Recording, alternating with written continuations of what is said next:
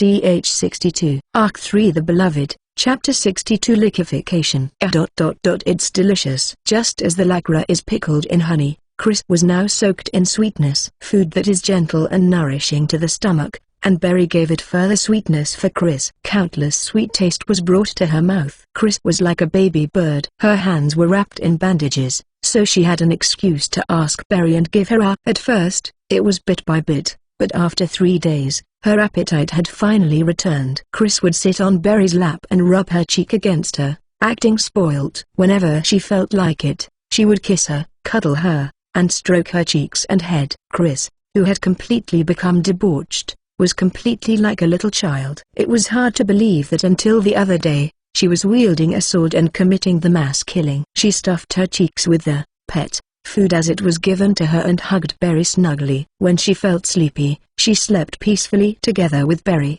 and when she woke up, she kissed her, hugged her, rubbed her cheeks. That's how she spent her day these days. A greedy happy life packed with everything that Chris likes. She was now just living using her instinct without thinking about anything. It was not like Chris didn't have any thought about her current situation, but her job was now to rest and pamper herself, which was how she fooled her voices of reason. Berry smiled and dropped a kiss when she raised her face a little and asked for a kiss. The soft touch of her lips. The feeling was one of love. Chris kissed back and hugged Berry again and again so that her love could be conveyed to her. She shifted her position and pressed her face against her chest. Chris' eyes were a bit vacant. You couldn't even tell if she was asleep or awake. As if in trance. She was living in a paradise so much that she wasn't able to distinguish whether it was real or not. Her cheeks were slackened and reddish in color. Only the emotion of love was out of control, affirming the instincts that would normally be suppressed. It was truly a sensation that melted her brain. In order to fool her rational mind, Chris reviewed her past self. It was embarrassing to be pampered. It was embarrassing to be so preoccupied with food. Those feelings were nothing more than a physical and mental hindrance to the concept of rest. In resting the body,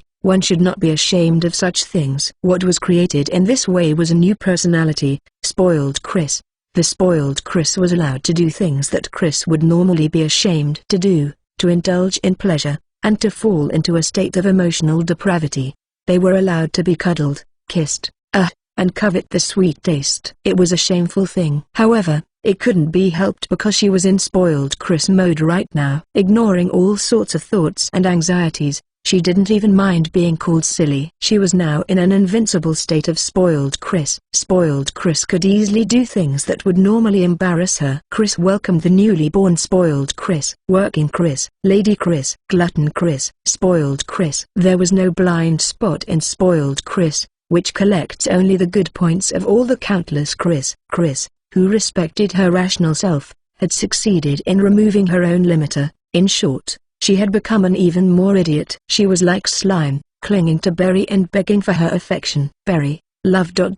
you, chew. She kissed her repeatedly like a mouse, and Berry, though she was troubled, kissed her back. Berry's face, facing spoiled Chris, is bright red. Even her ears are completely flushed. Chris' cuteness, which could shake one's rationality, could be called a lethal weapon. While she's with spoiling Chris's love call is so passionate that it's a bit scary. She wanted to respond to them. She wanted to be silly together with her. If they were alone, she might have been able to do so without thinking. But in the room there was a third person. Cheera. Berry glanced to the side, and Anne, whose face was bright red, looked away. Argan Sama needed to stay by Chris Sama's side. If that was the case, then it was my role to clean the room and take care of them. That was what Anne thought as she stepped into the magical world, and what she witnessed was a decisive moment that she could not doubt. No, it was not a moment. Even now, it was still ongoing. Chris approached Berry as usual without worrying about Anne. This was because she was now spoiled Chris. Though she didn't say that, her bad acting was clearly expressing that. Calm down, calm down. Chris Sama has a bit of a child mentally, so it couldn't be helped, she repeated to calm her heart. Anne had seen her kiss Celine and Crescenta since she came back. She understood that Chris was, in fact, a kissing maniac. She also understood that there was no illicit feeling there, she was just being spoiled. The painful bandages on her hands, her feet also had severe blisters from the heavy boots. Her injured shoulder was also tightly bandaged, and she knew that she made more effort than anyone else with her small, slender body. However, The scene was immoral in every way. The servant who Anne respected, Berry's eyes were moist with shame, and her cheeks were adorably bright red. In contrast, the white maiden wore a transparent negligee of light pink. Her white thighs peeking out from the hem of the negligee are lascivious, and she turns her feverish purple to Berry and hugs, kisses, and rubs her cheeks. Anne, who was watching, felt as if her face would burst into flames. Remembering the memories in the royal capital, Anne compares it to the present and tried to somehow interpret the scene in front of her in a favorable light. I should see this as a sign that she trusted me. She should see it as being recognized that she was a servant who could keep this immoral secret in her heart without revealing it. If she thought so, then it was a very happy thing, or that was how it should have been. Anne forced herself to interpret the situation in this way and continued with her unenthusiastic cleaning. She found a small bag on the shelf and tilted her head. Chris looked at it with a sideways glance and called out to her as she noticed it. "Anne, please bring it here." Chris beckoned Anne to bring the small bag. Why yes. Inside it is something round. When Anne wondered what was inside, Chris told her it was a candy, and opened her mouth to Anne. Berry's shoulders jerked up, or at least that's what she felt. Feed her, was the correct answer she guessed. Anne took out a deep honey-colored candy from the pouch, and while she was nervous, she slowly brought it closer to the Chris's mouth. The cherry-red lips gobbled up the candy, and Chris raised herself up with her hands on Berry's shoulders and pressed it directly into Berry's mouth.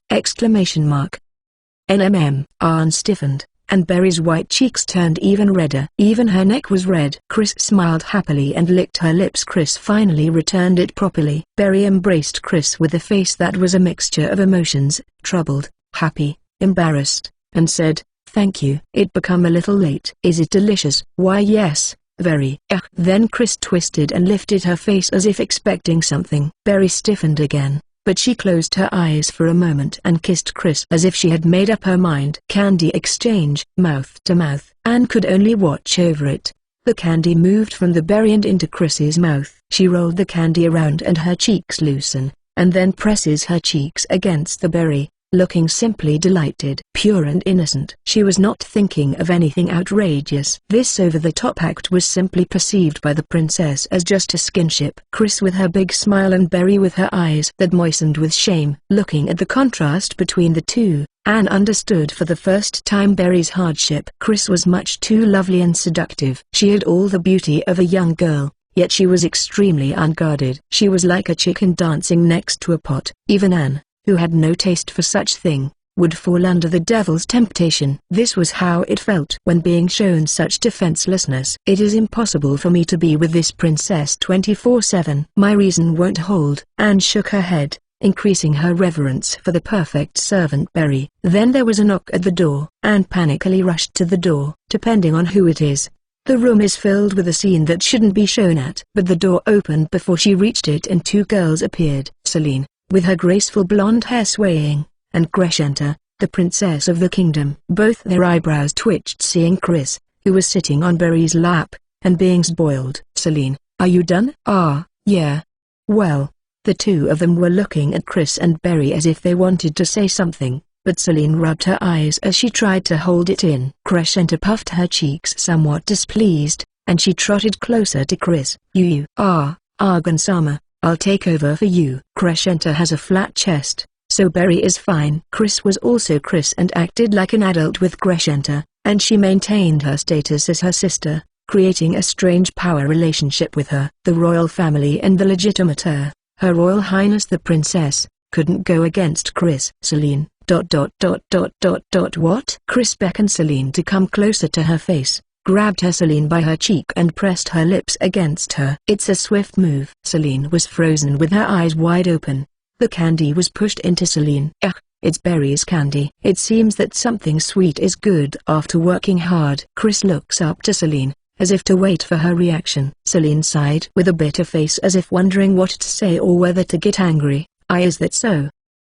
Thank you. I'm very happy. She pushed Chris too hard, said terrible words, and injured her cheek. Celine could not scold Chris, and that was the only thing she could say to her. It would be better to let Chris rest for a while so that she would not think about anything else. For this reason, Celine was going to be as lenient as possible with Chris. She held her words in the back of her throat and stroked Chris's head, holding back the urge to pinch her cheeks. Berry saw this and giggled, and Celine glared at her. "Why, you know, foo-foo, number. I hope you understand my feelings a little. Even so, if you think that I won't complain to you, you're making a big mistake. You have to teach her things like this little by little. I've already given up, so I thought it would be better to make comrade. It's easier to be embarrassed together with Oju-sama rather than be embarrassed by myself." "Hi," Berry said while petting Chris, and asked if she was done with her work today. It was still evening. She came a little earlier than usual. "Yes, well, I've been told to take some time off too. Thank you for your hard work. Would you like to have a meal?" "Let's do that." Celine nodded as she rolled the candy in her mouth. Crescenta, who was pulling on Berry to take Chris from her, was instead held and kissed by Chris, but Celine managed to hold back and ignore it. She called out to Anne while being exasperated at Crescenta, who blushed. "Anne, can I have some soup and bread for this child and me?" "Why yes." As usual, Anne, who was frozen by that scene, poured soup from a small pot prepared in the room onto a plate. It was made by Anne instead of Berry, who was spending time by Chris's side. Anne may be devastatingly flawed, but she could do a decent job of cooking normal dishes. "Go ahead, it's mutton and vegetable soup." Today's vegetable soup with lamb stewed until it melted. She proudly prepared it on the table, her chest puffing up with confidence. Chris and Berry were not so strict about the food prepared by others. She just pointed out that it would have been better without the potatoes, and she was also given a passing mark. "No, compared to what the two of you make, it's embarrassing." Celine, who smelled the scent, smiled gently, and Anne lowered her head while raising her fist inwardly. Crescenta furrowed her brows as she watched the potatoes that had melted too much crumble on the spoon. "I wonder if it's overcooked." "Anne-sama, did you forget the fire again?" Anne froze, while Crescenta complained and put her mouth on the spoon. Chris glanced at it, looking lost. Berry smiled wryly and tried to call out to Anne, but Crescenta pulled up a chair faster than that. "Here, Annie-sama." Chris looked puzzled, stroked Crescenta's head as if she understood something, and ate the food that was presented to her. Celine was exasperated, and Berry's shoulders shook while chuckling happily. 4 people lined up on the bed. It was already way too late to care about what Anne would think. The day after she was put to bed, Chris began to earnestly get spoiled and pampered, and she was no longer in a state where she could be shown to others, and they had already given up. Fortunately, Anne was clumsy but serious and could be trusted as a servant. Berry gave up right from the beginning, followed by Celine. Dagra tried to come to visit her, but they had him wait for a few days now. Chris was better off in this state for a while. Berry and Celine lied down so that Chris and the Crescenta were sandwiched between them. Chris's eyes were sleepy, and her long lashes were occasionally dropped. Crescenta was sleeping quietly in her arms. Celine, also slightly dazed, stroked Chris's cheek and traced her soft lips with her thumb. "They're beautiful and soft." Chris' face was so pretty, it was like a work of art. Her long hair casts a silvery sheen in the light that shines through the window. The purple peeking out from her eyelashes is so captivating that no gem can match it. The contours of her cheeks, the straight nose, and the soft, reserved lips. Her slender shoulders made her petite figure look even more dainty, and her snowy skin was smooth. That was why the bandages wrapped around her hands and shoulders were all the more painful to look at. Chris gently raised her face. Celine responded and kissed her several times, repeatedly, until she felt safe. The kiss was magic that made her infinitely more attractive. A face that looks a little dumbfounded. Her cheeks relaxed as if she had found something she was looking for in touch. She raised the edge of her mouth just a little and squinted her eyes. A beautiful smile. She never smiled exaggeratedly. She always just let out a small smile. But the smile that came out was so beautiful because it showed the emotion behind it. What she felt was very slight, but what was conveyed was so much more. She hoped it was the same for Chris. She guessed that was the reason why Chris never gets tired of kissing. She wanted to convey something that could not be conveyed, so she repeated the only means she had. Whether it is conveyed or not, she didn't know. Still, she believed that one day everything would be conveyed. She's not even aware that it's already being conveyed so much that it's overflowing. Not good, Celine thought. Did I have that inclination? I'm sure I didn't. She wouldn't have ended up like Berry, she thought. She should have spoiled her as much as an apology. It's because she thought like that she ended up like this. Maybe she's just feeling her own loneliness. Various feelings were mixed, but, I like you, Chris. Whatever the case may be, she liked Chris. She wanted to respond to her feelings. She wanted to tell her. But Chris was stupid and dull. There was only one way to tell her.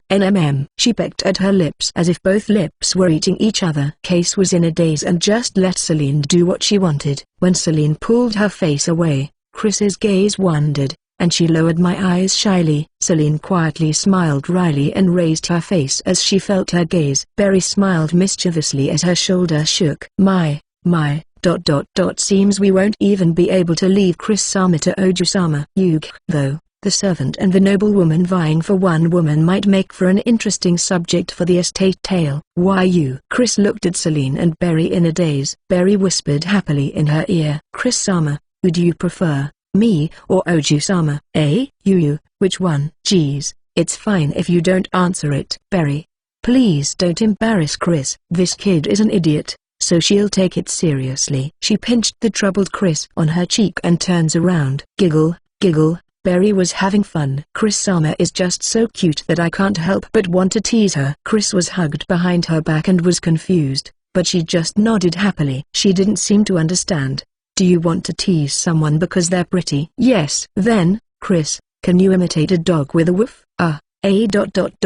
Woof. Foo. Chris-sama is good at it. Berry patted Chris's head. Chris looked embarrassed but also happy. Celine froze when she saw this. Sometimes I want to trouble Chris-sama, embarrass Chris-sama, and see various Chris-sama like this. It's a part of physical contact. Does Chris-sama not like it?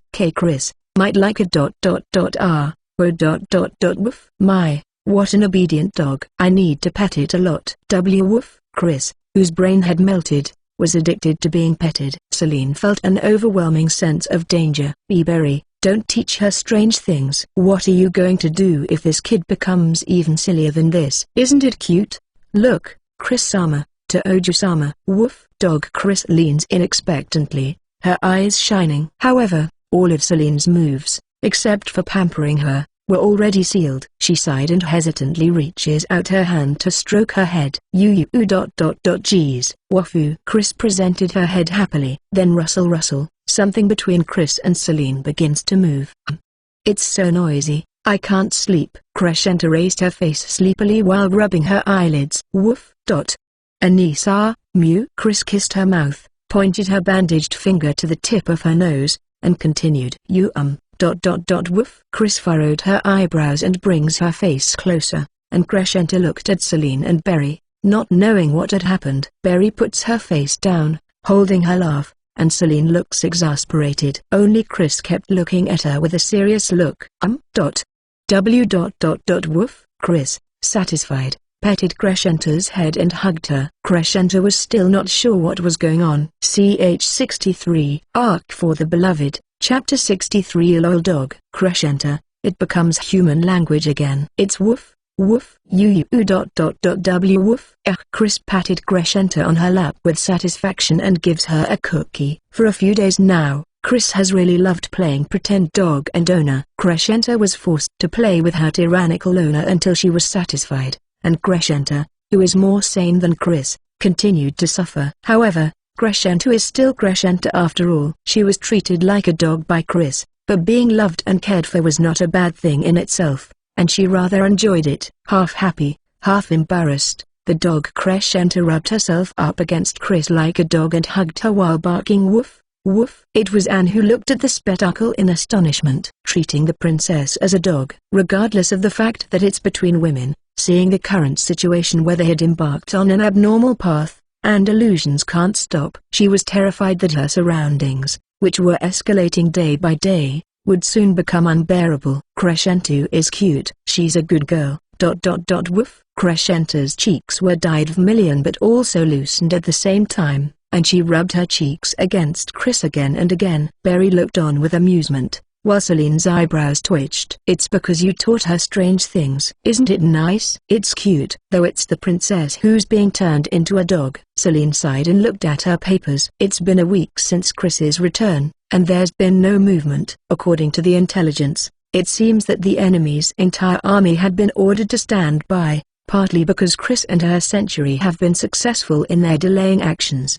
They may be trying to buy time until they can seize the royal palace, But no matter what they do, there is no way for them to make a move now that the dragon's maws have been taken. With the current military strength, it was impossible to take back the dragon's maws head-on. First of all, the enemy has two high mountains, Merskronia and Bernik. Without capturing these two, the center would be subjected to a one-way hail of arrows. It would not even be a fight. It's also difficult to capture the mountain from scratch. Nothing drains a soldier's strength like marching up a mountain. Fatigue is the greatest enemy of soldiers. An opponent on the defensive would be less fatigued and would be able to take full advantage of the slope to strike back. In order to capture Dragon's Maws, which was under complete occupation, it's necessary to have at least double the military strength of the enemy. At the very least, it was impossible under the current situation. What to do? Celine sighed. Her feeling has calmed down. She accepted the fact that she was currently the highest-ranking person in the Christan army, with Galen and the other corps commanders sharing the workload and taking care so that Celine could get some rest.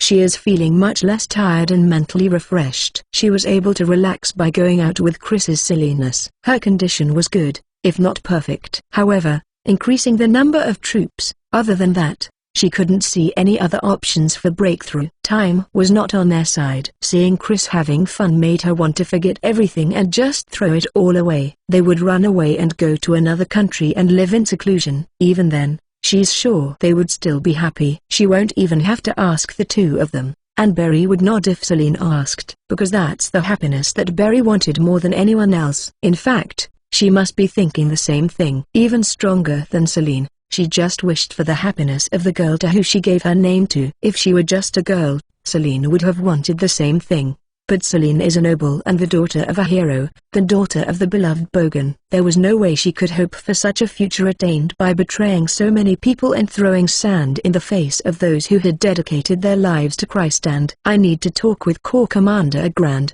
so I'll be outside for a while. Yes, Oju-sama. Some people will also come to visit, so do something about it by then. Fufu. Yes, have a safe trip, Oju-sama. Ah, then I'll accompany you. Anne approached the door in a panic. Celine nodded with a kind smile and said, "Thank you." Anne's cheeks flushed as she admired the beautiful blonde lady's natural smile. This sweet space was just enriching Anne's eyes. Celine, have a safe trip.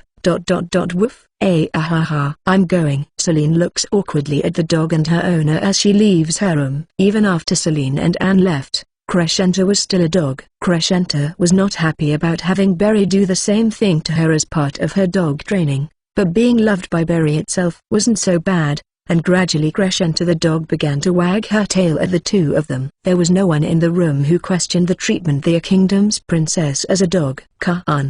Crescenta is a great girl. She took the cookie given to her by Berry in her mouth and went to her master Chris. After receiving the cookie in Crescenta's mouth and finishing it, she patted Crescenta's head while kissing her repeatedly. With each stroke, Crescenta felt her brain melts. Her rational mind was completely paralyzed with euphoria. The fact that Chris, who was usually so close to Berry, was so close to her satisfied her needs, despite the fact that it was a game of play dog owner that disregarded her dignity. Crescenta, who was in the world of conspiracy and intrigue, her intellect easily understood and deciphered politics and economics, and her knowledge was unmatched by scholars. With words alone, she could deceive, ensnare, and kill people. Without a doubt, Crescenta was one of the geniuses born in this era. Good girl, wafu.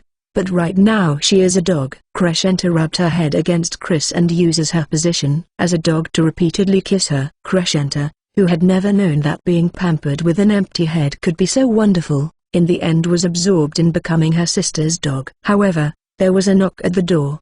If Crescenta had dog ears, it would have surely stood up with a jerk. She gave a rub with her cheek and left regretful, immediately adjusting her disheveled one-piece dress and sat down elegantly in her chair. Berry chuckled as she watched her, then went to open the door. My, Galen-sama. Hi, Berry. I'm here today to visit Chris and This is. Galen bowed deeply when he saw Crescenta. Excuse me, Your Royal Highness. On this occasion, I don't mind, Galen-sama.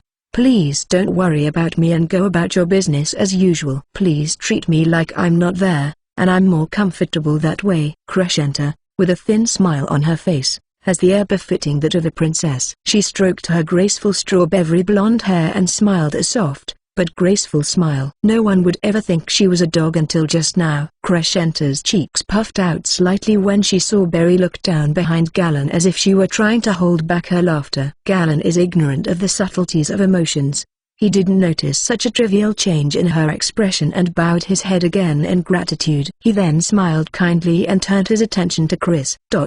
I'm glad you're doing well. I came to check on you once when you were asleep. But yes, Chris's body is completely well. Take good care of yourself. You've always had a bad habit of working too hard. Galen patted Chris on the head, and he sat down in a chair. Berry poured a fresh pot of tea and set it on the table, smiling as she did the practiced movement. If you'd prefer black soybean tea, I can get that for you. No, don't worry about it. I don't mind black tea either. It's good once in a while. Yes. Chris-sama, would you like to add more milk again? Yes. She poured a new cup of tea for Chris, with a generous amount of milk and honey. When she was done stirring it evenly, she put her hand over Chris' mouth. Chris-sama, there's some cookie crumbs. Berry looked happy while cleaning it up with a handkerchief. Chris looked up at Berry with a slightly embarrassed look, a happy face that seemed to be spoiled. Galen, seeing this, also relaxes his stern face in a gentle manner. The corners of his eyes were soft and deeply wrinkled. The other side won't be able to move for a while. You should also take this opportunity to rest. I've pushed you too much. No, Chris is fine. Chris, that's your bad habit. It's a virtue that you're doing your best for what you need to do, but you should also know what those who worry about you felt like. Celine, Berry, and Her Royal Highness were very worried about you. So was I. A rough hand touches Chris's cheek. It was cool and slightly warm. Just like you worry about someone else, there are people who worried about you. For example, if Celine forced herself until she fainted, wouldn't you be worried? Yes. Everyone felt that way. The battlefield is a place where no one can be spoiled. But please remember that somewhere in your heart, there is someone who cares about you. Understand? Galen asked in a gentle voice, and Chris nodded. Good child. For now, make sure you're thoroughly spoiled.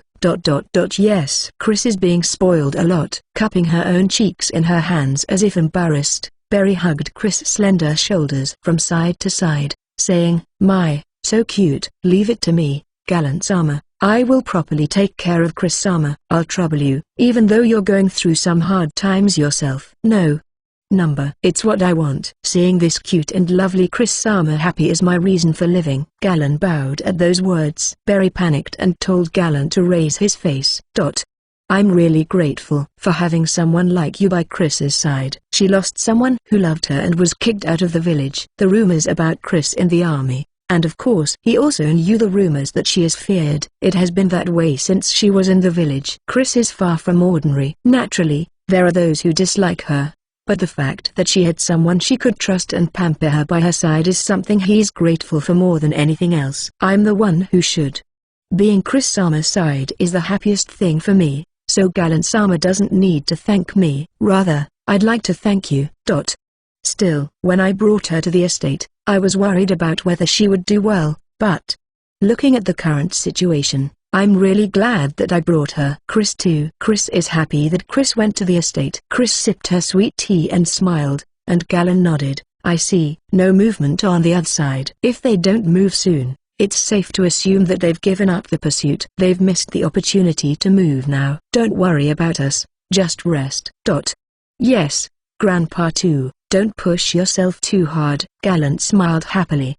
Of course. Seeing Chris doing well, Grandpa feels stronger now. I'm determined not to die until I can the man you're going to marry. Then if Chris doesn't get married, Grandpa will always be with Chris. Now that's a problem. Galen smiled, and Berry averted her eyes with a troubled face. Crescenta glared at Berry as she nibbled on a cookie. Then, Chris, I'll go back now. Have a safe trip. The two cat-tongued ladies were slightly astonished when they saw Galen drunk the hot tea, which had not even been mixed with milk, in one gulp. And as soon as Crescenta saw that Galen had left, she immediately rubbed up against Chris, hugged, and barked a woof as she glared at Berry. Bad. Crescenta shouldn't be so quick to sulk. Chris patted her head and happily rubbed her forehead. Suddenly the sound of the door opening could be heard. Crescenta's movement was lightning quick. She stood up quickly and turned from a dog to a princess face. Oh, Yeah, where is Celine? Celine-sama, I heard that she's having a talk with a Grand-sama. This is ... Thank you. Excuse me. As the door closed, Berry erupted and shook her shoulders uncontrollably, and Crescenta squinted at her. What are you laughing at? No, because it's funny. Crescenta, it's in human language again. Good girl. Good girl. You are ... Woof. Crescenta, who was glaring at Berry while her head was stroked. Berry, who couldn't hold back her laughter, and Chris, who continues to pet Crescenta, and so, the girls had a peaceful time. Celine sighed as she thought about many things. Then, she continued, ... If you insist on it, you will forfeit your administrative domain and a portion of your property. Even with all the savings and tax revenue of the Christstand, there will never be enough money to go around. We're going to use it. ...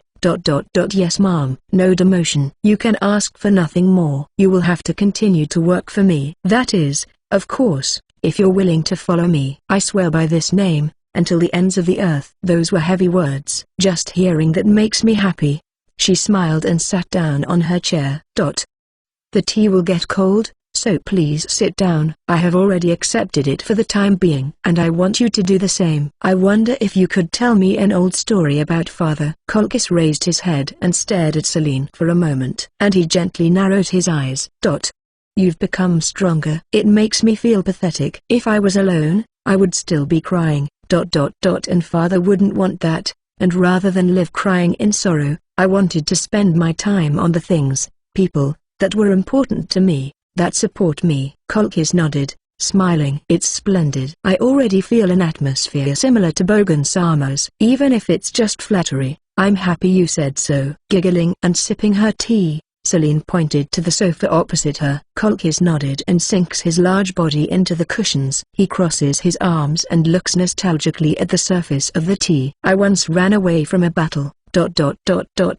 You? Yeah. It was a disastrous loss. Even if all my comrades died, I wanted to live. At that moment I wholeheartedly thought that way. I thought I was strong, but I was outnumbered. Then there was no point in fighting was what I thought. So I just ran away without looking back. Thinking about it now, I was a coward. He laughed. However, unfortunately, I was surrounded and almost killed. At that time I was saved by Galandono, who was the commanding officer at the time, and the general. It was not the scale of 100 men. Galen and Bogan gathered the stragglers, numbering about 500. Nuzen was the two. It was so cool. I admired him. The general's swordsmanship at the time, as well as Galandono, was wild as if he were knocking down anything and everything in front of him. It was tremendous. Even though they were a group of defeated soldiers, they shone brightly. ... Wild? Yes. I'm not sure if Celine-sama has ever seen it before. ...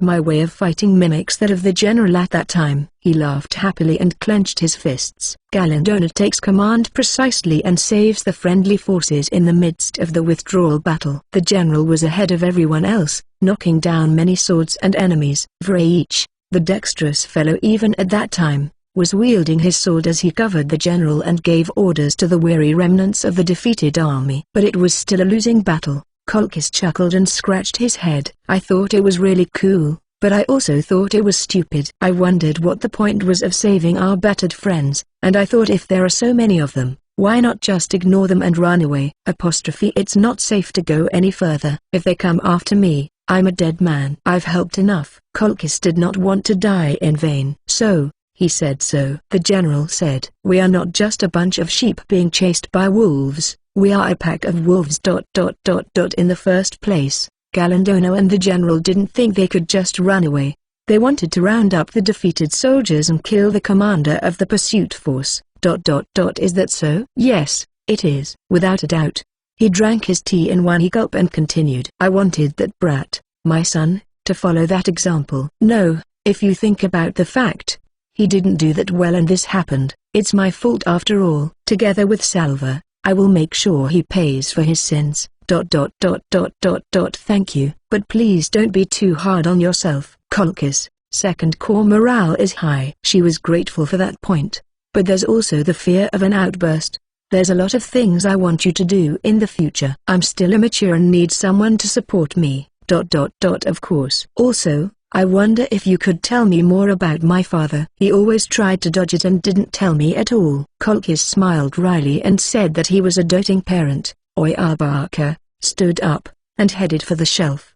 He took 3 rocks glasses and brings out a bottle. I don't even know if you remember, but when Selene-sama was a child, the general told such story, and Selene-sama was so scared that she cried. I heard that Lazura-sama scolded him a lot, and it seemed to have shocked him a lot. Even though that's because I was a child. Haha, that's just how it is. Me and Vraiich were even consulted by the general about whether his daughter might have hated him. With a serious face, Selene's cheeks flushed, and Colchis poured the liquor into a glass. It was a sake with a strong aroma. It's the northern liquor that the general liked. I was thinking of drinking it with the general, but it's good for old tale. I'll have just 1 cup. I had a painful experience drinking it a while ago. Haha, well, it's good to drink slowly and sip it. I was taken aback at first too. To be honest, it's still not my favorite drink. Colchis laughs nostalgically and places one of the glasses next to Selene. For Bogan, who wasn't there. For the general,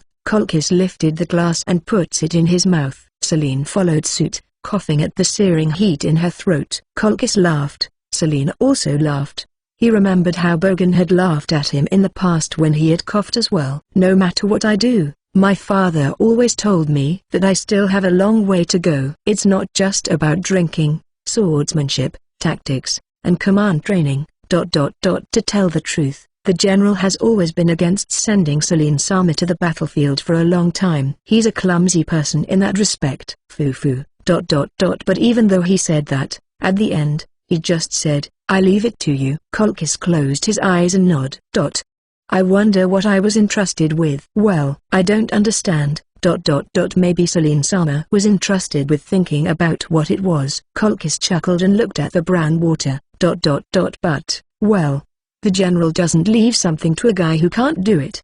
I'm sure that whatever it was something that he thought Selene-sama could do. Is that so? Yes, you can rest assured. Even if you don't know the answer, I will be the Christand's watchdog all my life. Whatever Selene-sama was entrusted with, I will show that I will whatever danger there is. I may be a dog with nothing better to do than bark and bite, but I will be of some use. Dog. Selene laughed at that and nodded her head, saying, I'm looking forward to working with you. It reminded her of the pet dog and the owner in a certain room. She wondered if she should call that a spoiled dog. Mutt. She continued to laugh for a while, thinking about that in front of Colchis, who was confused. Ch 64. Arc for the Beloved, Chapter 64. Reward 88. Quite a number has come back. The rest will take about 2 months. It's a good thing. It's safe to assume that the battle the other day proved the ability of the unit. There are only a few casualties, which is a shame. Sad. But considering the achievement made, Chris thinks it's quite good. For Chris it's a passable result. So,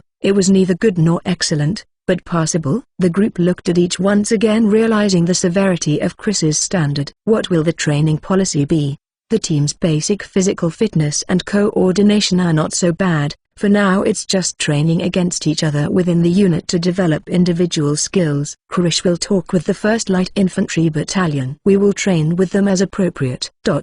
Also, there are a little too many that broke their sword in the unit. How many pumpkins worth do you guys think that is? What a waste. Hump. After Krish showed that she was angry, so Chris thought about it a little bit. She then put her hands on her waist and puffed out her small chest. Using the provided given by the army will just make you guys sloppy. Therefore, Chris has obtained permission from Selene that this unit is allowed to supply its own weapons, basically personal weapon, probably self-expense. Quiet. It's not over yet. Dagra scolded the soldiers whose eyes were shining. It was a reward for their performance. It was precisely because they lost that they need to maintain morale by giving them rewards, even if it was a small one. Money was, of course, also given to troops who had suffered causalities or performed well, but allowing them to paint some of their armor and to make a simple unit emblem is also part of it. Since there is also a problem with the appearance in terms of organization, it's basically the left of the back of the hand. A minor reward, not so big as far as other troops are concerned, but as far as this century is concerned, they were also allowed a special self-supply of weapons. Usually, only battalion commanders are allowed to self-supply their own weapons, so it's also the highest honor a soldier can receive. However, the weapons are limited to those that can kill opponents wearing plate armor. Strong and long-lasting, not for duels or anything else, but for use on the battlefield. And anything that doesn't disturb the unit coordination. The unification of weapons is a prerequisite for cooperation and coordination. Since the soldiers are to be framed and operated as a single group, there should be no individuality in them.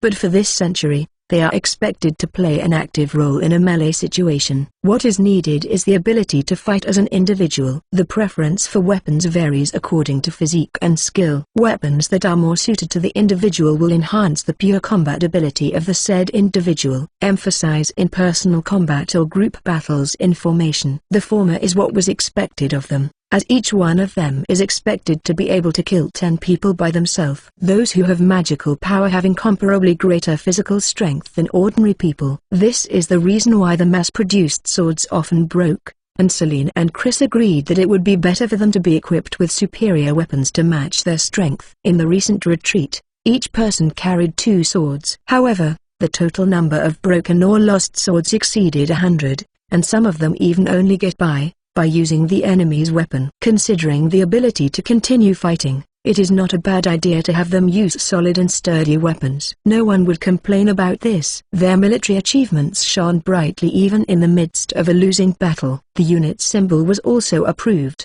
But if you want to make one, make sure it is of a low-profile color with nitrate in mind. This too has been discussed with the unit badge department. Chose it as you see fit. Randomly/anything is fine. Even though it was a unit emblem, it could not be made freely. For example, it is too much for a mere soldier to depict a dragon, a survivor from the age of the gods called the Holy Spirit. There are designs that are only permitted for royalty and high-ranking nobles. Naturally, things like crowns or things that indicate the throne, ruler, had various restrictions. For this reason, there are specialists in charge of coats of arms, crest. There are some who have the professional title of crest officer, but there are few of them, so usually, those who have some knowledge regarding it will be put in charge. The armors are also allowed to be self-supply, but not anything that will reflect light or makes a lot of noise. Bald Eagle, you decide. Yes ma'am. That's all from Chris. Chris has heard from Bald Eagle that you've been doing your best in training even when Chris isn't looking. So as a reward, Chris'll give you guys a day off today and tomorrow. Please complete the order for weapons and various other things as appropriate. Yes ma'am. Well then, after this, we will be collecting designs for the unit emblem. Those who wish to discuss it are to remain. Thankfully,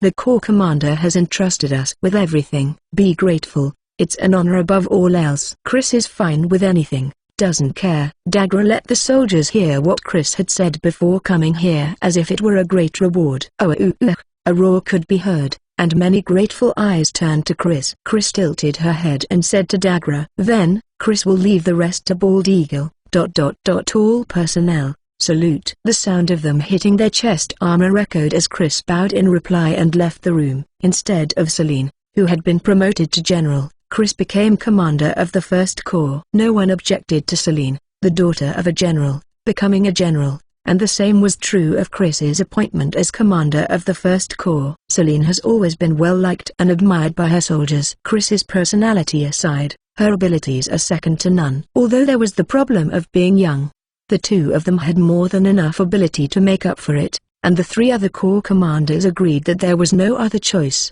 which made Celine's appointment as a general a smooth transition. Celine Argalit Linear Christand. The other day, Celine received an informal decoration from Princess Crescenta, and inherited the name of Argalit. She was given the title of Argalit, which denotes the entire northern region, and she is now at the top of Christand, both in name and in reality. And in place of Celine, who had become the general, Chris, now the commander of the 1st Legion, was walking around visiting various battalions. Although the army is divided into 4 corps, there is still a good deal of work to be done. She also needed to tend to the additional personnel for the Black Century. She watched the training of new recruits who had apparently joined while she was out on the battlefield and pulled out about 10 people who seemed to have the knack among those who possessed magical powers. At present, Century was complete in a sense. For Chris, it was a satisfactory result. Therefore, She must be a bit cautious because a sudden increase in personnel would destroy that perfection. Chris's hands and feet.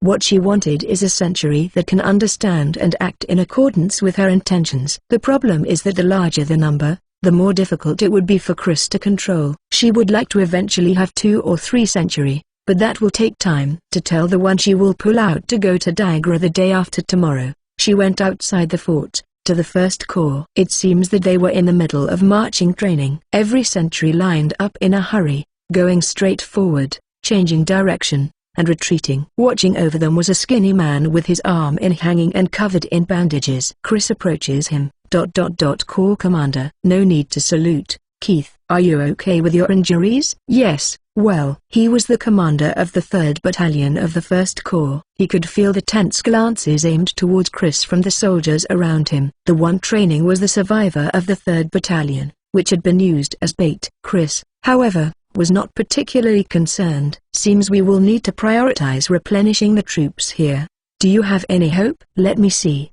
Those who have some ability. With half of them died, it would be difficult to raise new recruits to replenish the ranks. Then Chris will talk with other corps commanders. Half of the replacements may be recruits, but the other half will be decent soldiers. Much obliged. There were 5 centurions. They must have been reorganized. Surrounding Keith was the captains and centurions.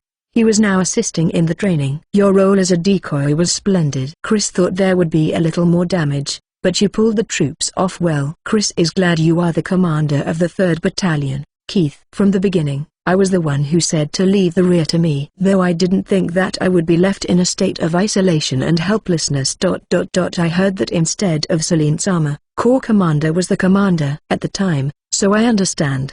He understands. However, he cannot say that he is not angry. Keith controlled those emotions as someone who stood above others. And even though they suffered damage, there is also the fact that the entire army was saved because of it. They did not die in vain. Rather, the instruction was brilliant. Commanders are always required to control their emotions with mathematical logic. Furthermore, Chris herself led a century by herself to stop the enemy. Knowing about her and the centurion who came back in tatters, there was no way they could criticize her. If Chris had to point out one thing, it would have been better if we could have made a decision a little earlier. If the enemy still had the upper hand even while our side took the high ground, we should have taken other measures instead of maintaining the status quo before that happened. With the enemy placement in that situation, sent a messenger to Celine and proposed a tactical retreat. If you had proposed a counterattack by the 4th and 5th Battalions, the damage would have been a little less. Corps Commander, in that forest that's asking too much. A man who seems to have been newly appointed as an adjutant interjects, eyes that suppressed anger. Chris narrowed her eyes. That thing is different. She is a monster. They feared her more than they resented her. Everyone kept a distance in their hearts. She is not a being who should be viewed with the same standard as ordinary people. Even if you don't understand the human heart, you will still know that she is an abnormal being. Even if you ask for compassion, she will never understand. And no matter what, you can't go against her, and if she says it, then you have no choice. They come to terms with their feelings, which are far removed from understanding her. Tomorrow at noon, we will discuss the battle at Bernaik jointly with the 4th Corps. All battalion commanders and adjutants are to participate, and 2 of the centurions are to be brought along for post-education. We will find out how the situation has evolved and what the problems are in this battle. So please think about it. Yes, Mom. Let Chris know if you need anything else. Chris left and visited each battalion. The 5th Battalion, which consisted mainly of archers, had suffered no real damage and was in a neutral position. Chris was advised that they would follow up, but that it would be better to be a little more considerate. The 2nd Battalion of Heavy Infantry was also neutral. It seems they felt indebted toward the 3rd Battalion as they were the first to withdraw, but they didn't mention it much, and just expressed their gratitude for helping the 1st Battalion break through and linking up quickly. Thanks to that, the damage to the 2nd Battalion, which was maintaining the breakthrough, was minimal. The 4th Battalion Commander Varga completely faced Chris with the face of a battalion commander. Business conversation without any light talk. The line was completely drawn, but it did not matter to Chris. The soldiers seemed afraid of Chris, but some, strangely enough, went out of their way to thank her. Some of the soldiers, who had been saved in a close call by Chris, bowed deeply to her, saying that she had saved their lives. She was only concerned about the loss of strength. Chris, who had not saved them for any particular humanitarian reason, was a little surprised and said, Chris was just doing what should be done in the middle of a battle. Don't worry about it, and replied appropriately. She didn't do it for their sake, it was only natural. The soldiers, who had been saved and were eagerly expressing their gratitude, saw the difference from the roamers, and began to hold respect for Chris, who told them so in a troubled manner. Some even showed pity, remembering her figure breathing heavily from exhaustion and leaning against a tree. Chris may have unintentionally helped others,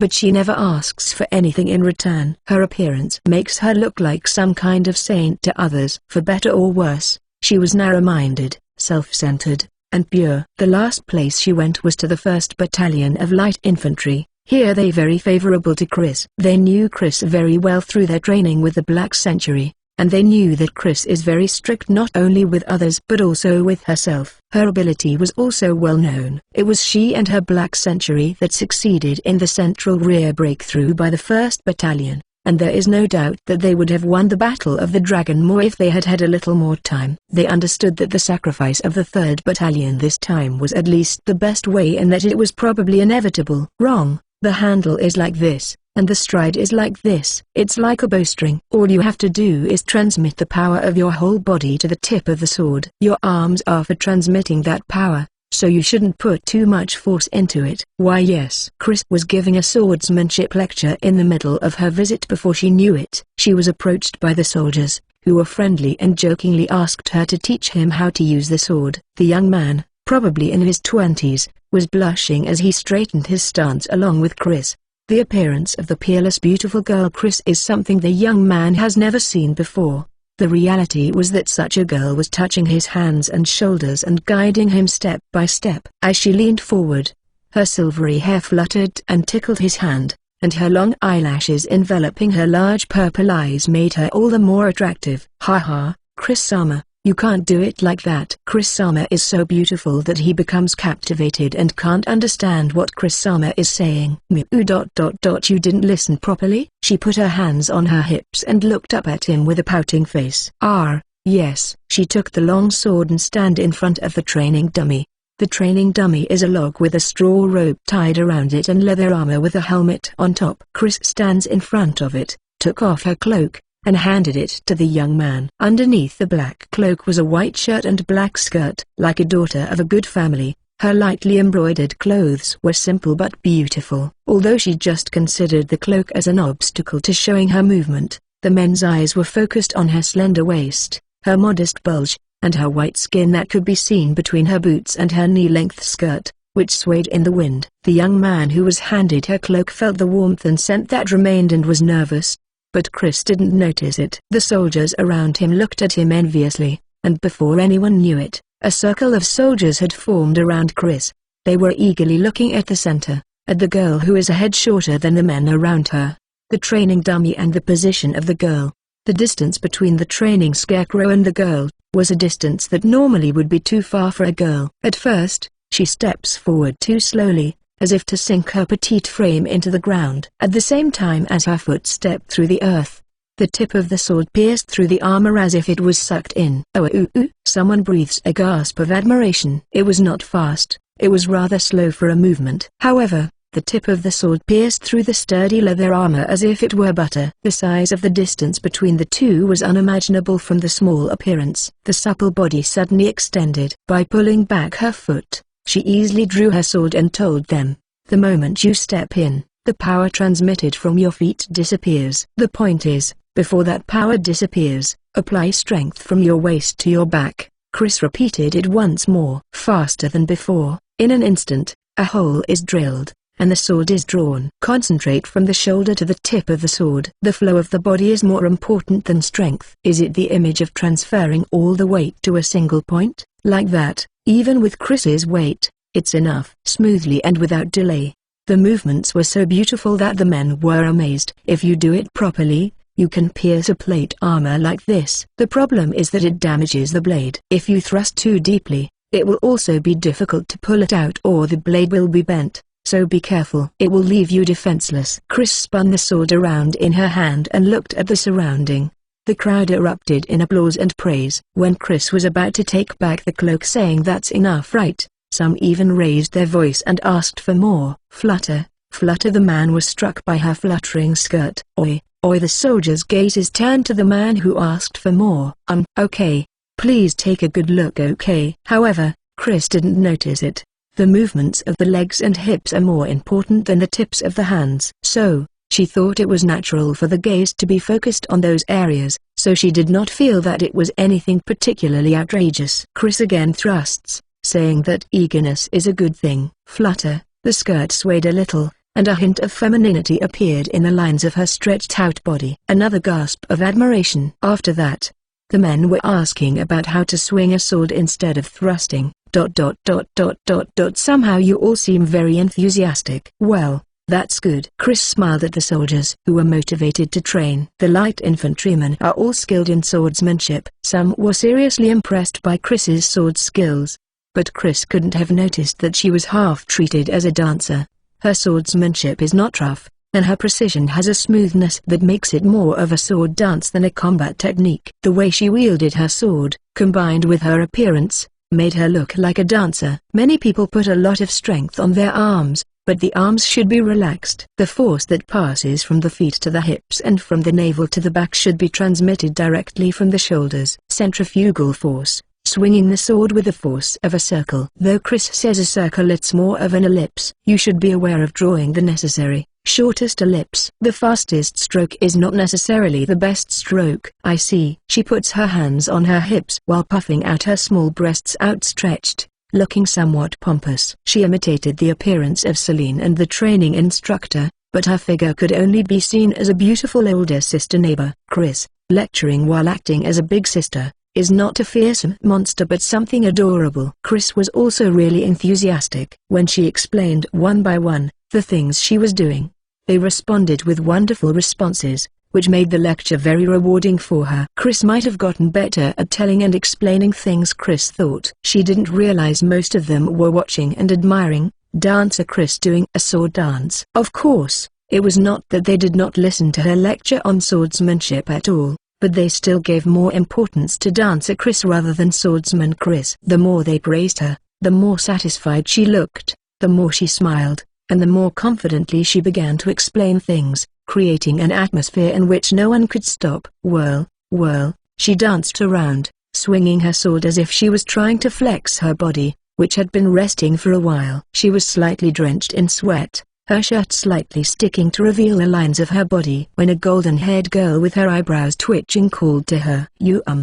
What are you doing, Chris? Celine. Chris, who was in a good mood, hugged Celine, who appeared after breaking through the waves of people. She was wearing her usual cross armor and riding pants. Chris rubbed her cheek against Celine's shoulder.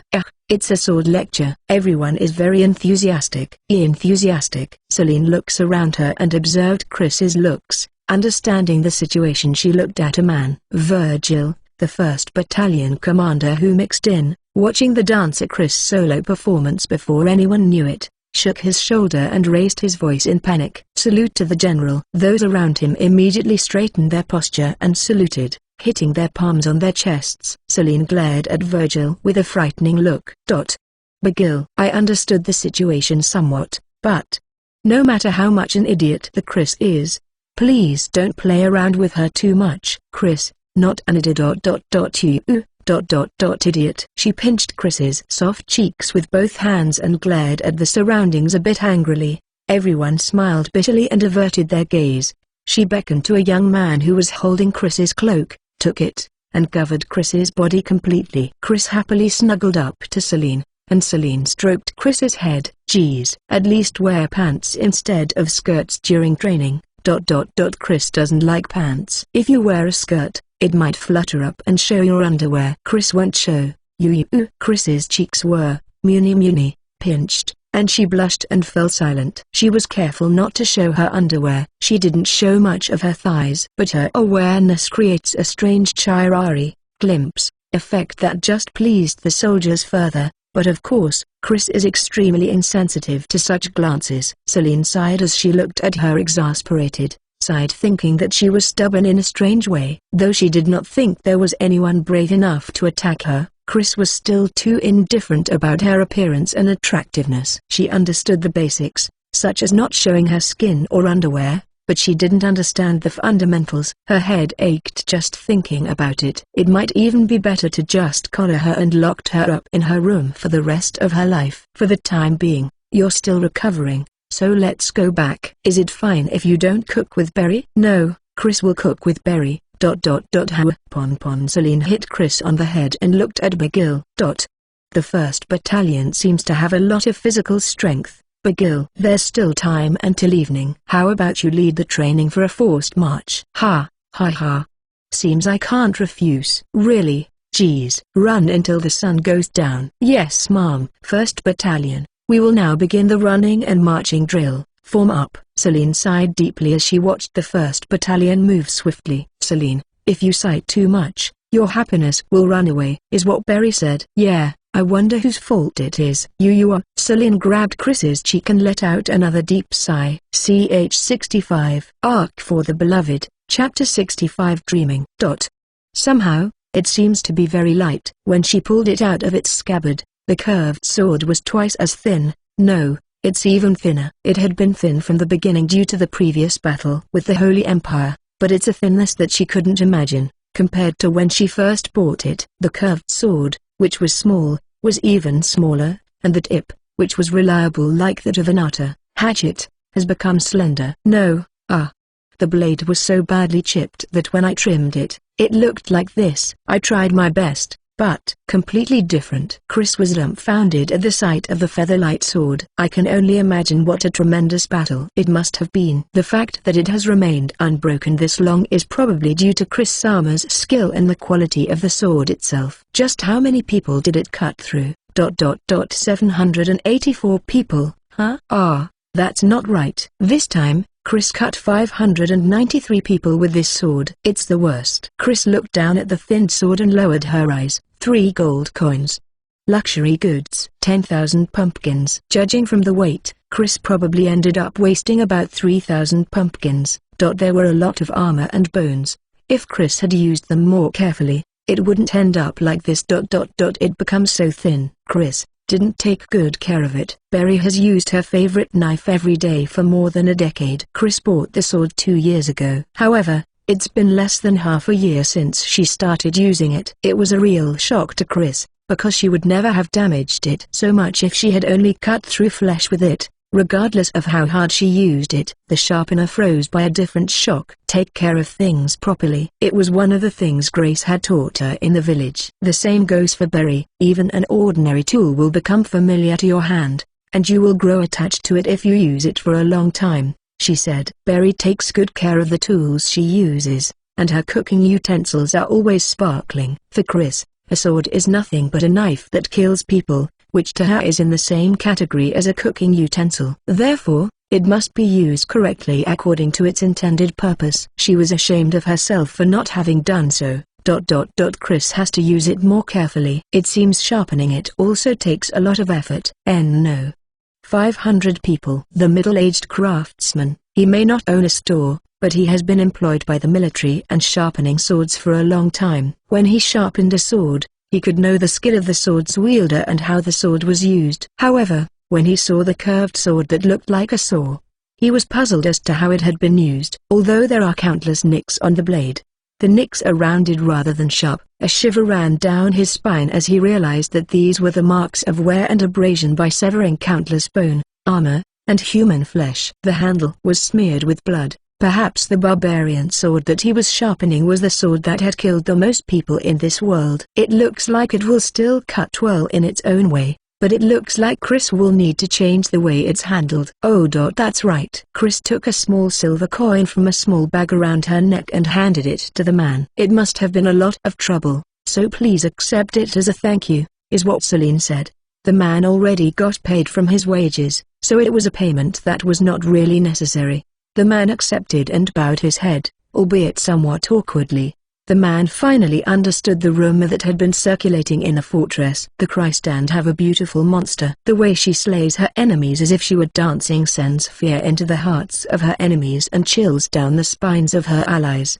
The appearance of the young girl and the content of the rumor finally connected in the man's head. Sorry, even though sharpening is your job, Chris forced you to do something difficult. Chris'll use it more carefully from now on. Chris-sama doesn't need thank me. I just did what is needed. I just did the natural thing. The gesture of deeply bowing her head was polite, and the man hurriedly stopped it. Chris tilted her head and then smiled. Please keep up the good work. It was a very excellent job. She liked the phrase doing what you should, doing the natural thing to do. A person who does what needs to be done and takes the hard work it needed as only natural deserves recognition in itself. She always behaves politely, but she is also especially courteous to that kind of person. The man was fascinated by the pretty smile and saw off Chris's back and swaying hair. Rumors about Chris's assessment were generally divided into two. Some say she was a ruthless slaughterer who can kill people while laughing, an abnormal being without any emotion,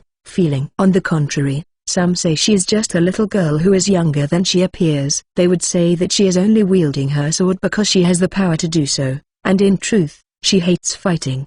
The two assessments of one side of the story strangely didn't mesh well, but the man who admired her soft, quiet smile just wonders which one he is. No matter what, her appearance of running towards and hugging the servant who could be seen in the distance was nothing more than that of a young girl. Chris-sama, what shall we do today? Chris wants to eat the pumpkin gratin that Berry made. While looking at the ingredients placed in the pantry, the two chose the ingredients while chatting. Okay, then let's have another beef stew. It's fresh as it just arrived. Yes. Chris looked to her left and right, and then tiptoed a little. Berry kissed her lightly and stroked her head with a wry smile. These days, whenever there's no one else, Chris always become like this. Kissing has always been her favorite thing to do, but these days it seems that her favorite is to be kissed. Next time please be patient until the meal is over. Geez. Okay. Squish. Chris hugged Berry. Chris, who was emitting a love aura, probably because she had tasted the throughout pampering when she rested the other day, she become even more pampered. Then, Berry, just one more time. After being a doggy, seems Chris-sama has become a mouse, huh? Going choo-choo. Berry kissed her gently and stroked her beautiful hair. Chris narrowed her eyes and her pale cheeks visibly blushed even in the dim light. Chris loves kissing. Why? Foo-foo, so am I. I can really feel how much Chris-sama likes me. She smiled and stroked her cheek and let go. So, if Chris-sama wanted to kiss so much, I might end up kissing Chris-sama all day even if Chris-sama doesn't want it. That might be troubling. That exchange that they had often has become like a habit. Chris puts her hand on her cheek and her eyes swam around shyly. She looked embarrassed but happy, and her sweet appearance is irresistibly cute. The wart nymphs, spirits, that bewitch people, even they are no match for this girl. Looking at her, Berry felt an urge to just become an idiot together. Foo-foo, for now, it's cooking time. Yes, Chris sorted the ingredients into the basket Berry held and put them carefully. By the time they came out, the sun was low enough to be blocked by the ramparts, and it was getting dark. Just when they greeted the guard who was standing guard in the pantry and started walking. Oh, Crit-chan. A bright male voice called out. Chris looked over and saw a familiar face. It was not a soldier, but a merchant. Ah, Mr. Peddler. Berry lowered her head a little curiously, and Chris, who had been called by the voice, recalled his face from her memory. The face of the merchant who had come to the village. His appearance was a bit neater and tidier than before. The surrounding soldiers were surprised at the man who called Chris with apostrophe-chan. Ah, excuse me, nice to meet you. My name is Yowls, a merchant. I used to be a peddler, Crit-chan. No, I've been to the village where Chris-sama lived several times. No wonder. Berry looked convinced, and the man looked at Chris with a soft smile. You've grew up quite big and beautiful. I was worried about how you've been since then. Chris lowered her head as if she just remembered something. She had said that she would come shopping again. Even though Chris got a lot of vegetables before Chris could go shopping again, Chris left the village. Oh, it's fine. Don't worry about it. When I heard about the Christ dance Chris-sama, I thought, just maybe. So it's right after all. Chris looked at the silver scale, Libra, necklace on the man. It indicates his affiliation with the firm. The base of the scale is engraved with the name Vazla. Since then, my business has been going well, and opened a store. I've become a member of a firm. Now I leave the peddling to my son. Belonging to a firm was a dream for all merchants. Unless you are a trustworthy merchant with a store in town, you are not allowed to join. The firm guarantees the merchant's identity, and only with the firm's money and credibility can large transactions be made. The path to becoming a major merchant begins with belonging to a firm. Chris had also heard about how difficult it was to go from a peddler to a merchant belonging to a firm. Congratulations, Mr. Bed. Yals-san. Thank you. I am here today on an errand from the Versler firm, but Versler was a merchant house that mainly wholesaled foodstuffs and clothing. Its history is much older than Christand. The company has a close relationship with the Anna imperial state and conducts business mainly in the northern part of the kingdom. It was Versler whom the Christand asked for cooperation in the fight against the Holy Empire the other day. I have heard about Margrave Christand. You must have had a hard time. Yals bowed his head. Berry lowered her eyes slightly. The firm intend to continue our friendship, even though it was a coincidence. I must thank God that we were able to face the same direction and meet again. If there's anything you need, please contact me. Yes, I will. Thank you very much. The firm has also helped us a lot. May Goddess of Fortune Arcee guide you. Anyway, it was good to see you in good health. I was worried about what had happened since then. He's a peddler who used to come to Chris's village long ago. After Mothers and the others died, he gave Chris lots of vegetables. It was service on the house, he said. Is that so? Berry pulled her hand and walked. Chris thinks a little and said, Chris doesn't know much about it, but how is Versler? They have been very good to Christand.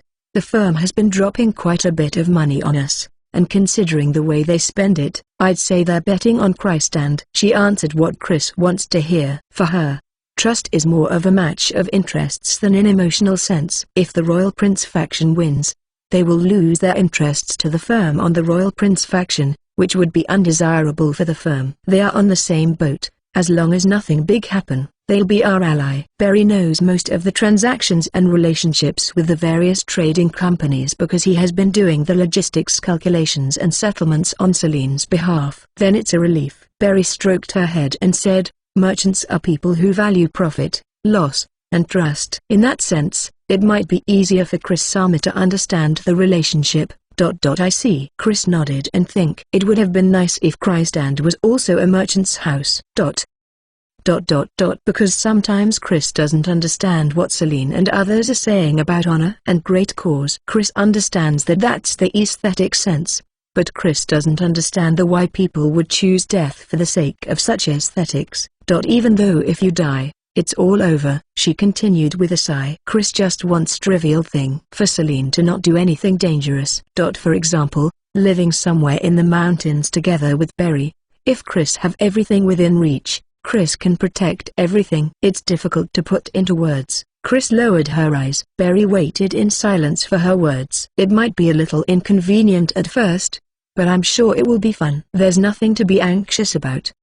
But Celine said that's probably not possible. Celine cares about things that Chris doesn't understand well, and if Chris force Celine, Celine won't have fun, and then Chris also. That's why Chris thought it would be nice if that was the case. She repeated as if trying to catch something vague. Go to Shusama won't die, Celine and Berry won't be in danger, Chris won't need to do anything Chris hated, and will always be with Berry and Celine. And if we're in a situation like this, we can just run away. I see. But Chris would feel bad leaving Crescento alone. Berry smiled kindly and happily. I like the what if too. But if we're talking about what if, then, I prefer to talk about what ifs of the future. The future? Yes. It's called a dream. We can't do anything about what happened to go to Shusama anymore. Even if we think about it, we can't change the past. That's why, if anything, I prefer to dream of such future what-ifs rather than the what-if of the past. I wonder if it's the same kind of chance meeting that I mentioned in the past. Same? Yes. Quiet and modest, a little boring and inconvenient. But together with my loved ones without any anxiety. I'm also thinking the same thing as Chris Sama. The shadows of the clouds are deep and dark. The color of the sun is more dazzling when it is just about to fall, but it is gradually drowned out by the darkness of the night. But darkness does not come. The gentle glimmer of the moon and stars gently illuminate the icy darkness of the sky until the dazzling sun appears again from the eastern sky. Barry looked to where Yals had walked while he was a peddler. He must have dreamed of owning his own shop, joining a firm, and becoming a splendid merchant. It's precisely because he worked hard that he was able to fulfill that dream and obtain happiness. And now he might be dreaming of a new dream. Dreams can be big and small. He laughed quietly. Dreams are like the moon that illuminates the darkness of the night. Even if the sun sets and night comes, the night will be illuminated by the moon, and the sun will rise again and brightens the sky. If you can imagine that a wonderful tomorrow will come, even if it's hard now, you can do your best. Barry took Chris's hand. I also think that it would be great if there was a future where I could cook with Chris-sama every day at the estate and have tea with Oju-sama and Crescent-sama. I think it would be great if there was a future where that would continue as if it were a matter of course. I wonder if it's a modest dream that will come true if we grasped peace in the future. What about Chris-sama? She said with a smile. Chris never thought of that. Chris looked a little embarrassed. But while imagining that scene in her head, she continued. But Chris really liked Barry's dream. It was an ordinary day until half a year ago. That's all Chris wanted. Chris wanted to cook with Barry, eat delicious food and have tea parties with Celine and the others. Chris think it would be nice if that could go on forever. Imagining it, somehow, she put her hand on her chest and gently closed her eyes. Is that so? Fufu. Then me and Chris-sama have the same dream, right? Yes, the same. I'm sure Oju-sama and Crescent-sama are thinking the same thing. I'm sure there are many people here who want to seize peace and wish for such trivial everyday life. She gripped her hand again, entwining her fingers, entangled so they don't separate. And if everyone is working hard to make it come true, I'm sure it's a dream that will come true, without even to wonder about it. If we do our best now, I'm sure. Chris nodded and looked up at Barry. But in the case of Chris-sama, it's not good to work too hard. Please stop doing something like this as much as possible. What if Chris-sama doesn't wake up? I was always worrying about it for a long time. Yes, Chris-sama, will you promise me that Chris-sama will make our dreams come true with me? Yes. Chris promise. Barry put strength into her intertwined fingers. Chris holds it back tightly. Just by that sensation, strangely she felt like she can understand something. The two of them walked that way all the way to the kitchen. Ch 66. Arc for the Beloved, Chapter 66 Choice. Corps Commander Grand, please calm down. It's not that simple. Terius, the commander of the 3rd Corps, admonished Kolkis. The reason everyone frowned was because the purpose aside the content of the proposal itself was reasonable. However, Corps Commander Melchikos is right. If we refuse, the loss will be huge, Gallant said and drank his black soybean tea in one gulp. Without minding the squire at his side pouring another cup of black bean tea, Gallant continued. He, too, had a deep crease between his brows. The truce period is from the coming severe winter to the harvest season. Regardless of the intention, it is well thought out. War creates a lot of expenses. The burden naturally falls on the people, food, and also the breadwinner enlisted as soldiers. From spring to the end of summer, when agriculture is active, we should put our swords down for the sake of the people. That excuse was also accompanied by some truth. If they bluntly refuse, the princess faction may lose the trust of the people. Originally, during the spring and summer months, wars are rarely fought in any country. Most wars are fought at the beginning of autumn to winter, and those were also for a reason, concern about the decline in the labor force and national power. Although considering the season it's too early, the proposal was reasonable. This time it was a sudden civil war, so the timing was bad, and since it was putting a lot of burden on the people, it was certainly not bad in terms of giving the people a rest. The problem was that they will be blocked from moving in the winter. Will the detour be cancelled? There was no answer to Chris's words. After the Dragon's Maw was taken from them, they also weren't not just sitting by idly. At a recent meeting, the policy for the attack on the Dragon's Maw had just been decided. Chris Will made a major detour through Bernick. She would cross the mountains, then attack simultaneously with Nose and Vray each to the east, and invade the capital, taking the back of the Dragon's Maw and launching a pincer attack with Celine, who remained here. This would allow them to break through the Dragon's Maw, the most difficult part of the battlefield, all at once.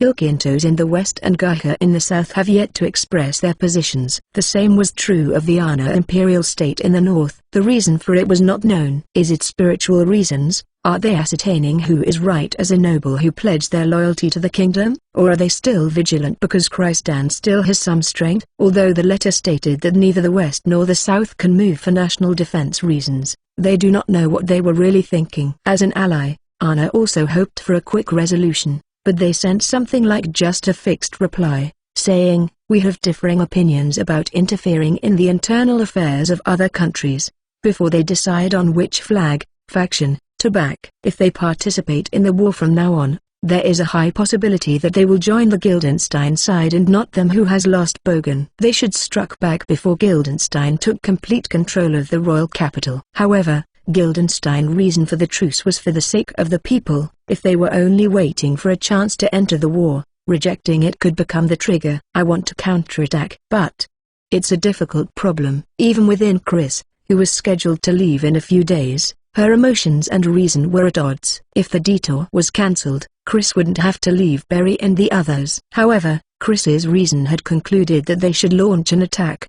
They were slowly choking the Christand, cornering them. She felt that kind of sensation. Chris looked at Crescenta. Crescenta, who was wearing the mask of a princess, noticed Chris and her eyes wavered. Chris could see that Crescenta was also hesitant, and she understood that this was a politically difficult issue, and Chris pondered. Celine said, "Chris is also of the opinion that capturing royal capital would take until the end of spring, right?" "Yes, it could take a little longer, but Chris thinks it will probably be done by that time." Chris looked down at the map and pointed to the Dragon's Moor. "The earliest is by early spring, and if everything goes well, then probably by the beginning of winter. For taking the Dragon's Moor it is fast, but even Chris could not judge how long it would take if Gildenstein take a thoroughly delaying tactic that avoided a decisive battle. That's right. However, if we want to move General Vreich, we have to finish everything in one fell swoop. There is no telling when the Empire will make its move." Celine sipped her black bean tea and took a deep breath. "His Royal Highness the Royal Prince will definitely seize the capital during the truce. After the truce,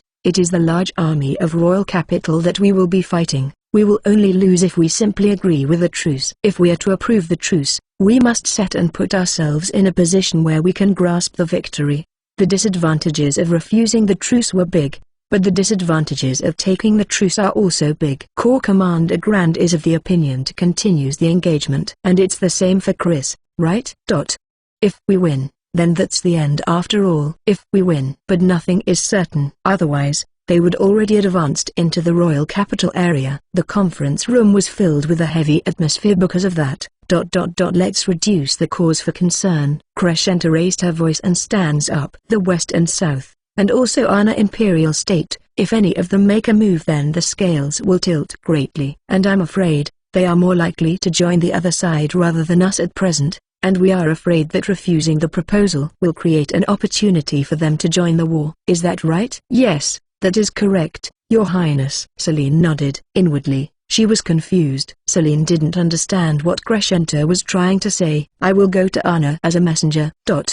A messenger? Are Your Highness going to ask for support from the Imperial State? Yes, ostensibly. The others raised their eyebrows and looked at the beautiful figure of the young princess. "I am not sure if asking for support will work or not. But if I, as a member of royal family, am visiting as the messenger myself, they won't be able to ignore my visit. If I inform them of my visit before they announce their position, at least they won't be able to take military action, right?" Chris's eyes widened slightly, and Crescenta smiled when she saw it. Their eyes met only for a moment. Margrave Christand has a high military reputation, and that is why the Imperial State couldn't move in either direction. But now that we have lost it, the most likely to make a move is the Imperial State. Just preventing that would be big. Crescenta made a sad face as she said that. Her eyes were silently downcast, her shapely eyebrows lowered. Her pretty features drew even more attention from those around her. All eyes in the conference room were drawn to her beauty. "I'm like a flag symbol. I can't help much even here. For my sake, you are all fighting for your lives." For that reason, even the beloved Margrave lost his life. She knew how her tone and expression affected those around her. She knew political power, and because she knew the power of political power, she understands the power of her voice and her expression, and how it affected those around her. There was some hesitation in taking advantage of Bogan's death in front of Celine. However, her intellect is that to bring the outcome that she desired, to follow the means her sister wants her to follow, to fulfill the role her sister wants her to fulfill, and that lead to the outcome she desired. If so, she will use everything she has to achieve it. Crescento is that kind of creature. I will go to the Imperial State and prolong the negotiations as long as possible, at the very least until spring. It would be fine to spread that the Imperial State will be on our side. It should also serve as a check against the Western and Southern generals. In the meantime, I want everyone here to put a stop to His Highness the Royal Prince, Uncle Tyranny. Her voice was trembling, but strong. Her purple eyes flickered and moistened. A small drop fell from them. Crescento wiped it and looked up. Father who was sincere and noble. His life was taken by Uncle's ambition, and the life of the kingdom's hero and loyal retainer. The Margrave's life was also taken by despicable means. What will be the future of the kingdom should he take everything with his beastly ambition? A truce out of concern for the people, and all from that evil mind. It cannot be trusted. There were no words that stopped her. In a moment, in a short amount of time, Crescento took control of the atmosphere of the place. In front of the crying princess, there was no longer an option in the conference room to take a truce. That kind of atmosphere was created. Celine once again faced with existence known as Crescento, and chills run down her spine. What would happen if this girl became her enemy? Thank you, Your Highness. Crescento shook her head at Celine's words and sat down. She looked at the faces of the corps commander and their adjutant. They all looked convinced and nodded quietly when Celine turned to look at them. Even knowing the danger, Her Highness has said that, I, too, originally thought that it would be dangerous to agree with the truce. I would like to choose to continue the engagement with the help of Her Highness. Is there any objection? A voice rose saying there is no objection. And Colchis laughed. Her Highness is doing her best after all. Ha ha, Her Highness, Celine Sama, and Chris Sama, 3 goddesses of the Christ, and if so, the goddess of victory will surely be lured out and will want to come to visit. That's disrespectful, Corps Commander Argrand. That said, well, I agree with those words. If the 3 concerns are minimized, then there is no need to worry. Terius replied and looked at his neighbor, the Corps Commander of the 4th Corps, Eluga, with a skeleton-like face. He too nodded. I also think we shouldn't agree with the truce. This detour breakthrough is close to a surprise attack. Now that we've finished transmitting the order to the soldiers, the enemy will know if there's time. Let's go. Ha ha, seems everyone agrees. Chris nodded to Celine, annoyed at Colchis's loud voice. Celine also nodded, sending a messenger and resuming the temporarily suspended preparations. Chris, Foreign Corps Commander, please. You two will be the key. Yes, I will do my job properly.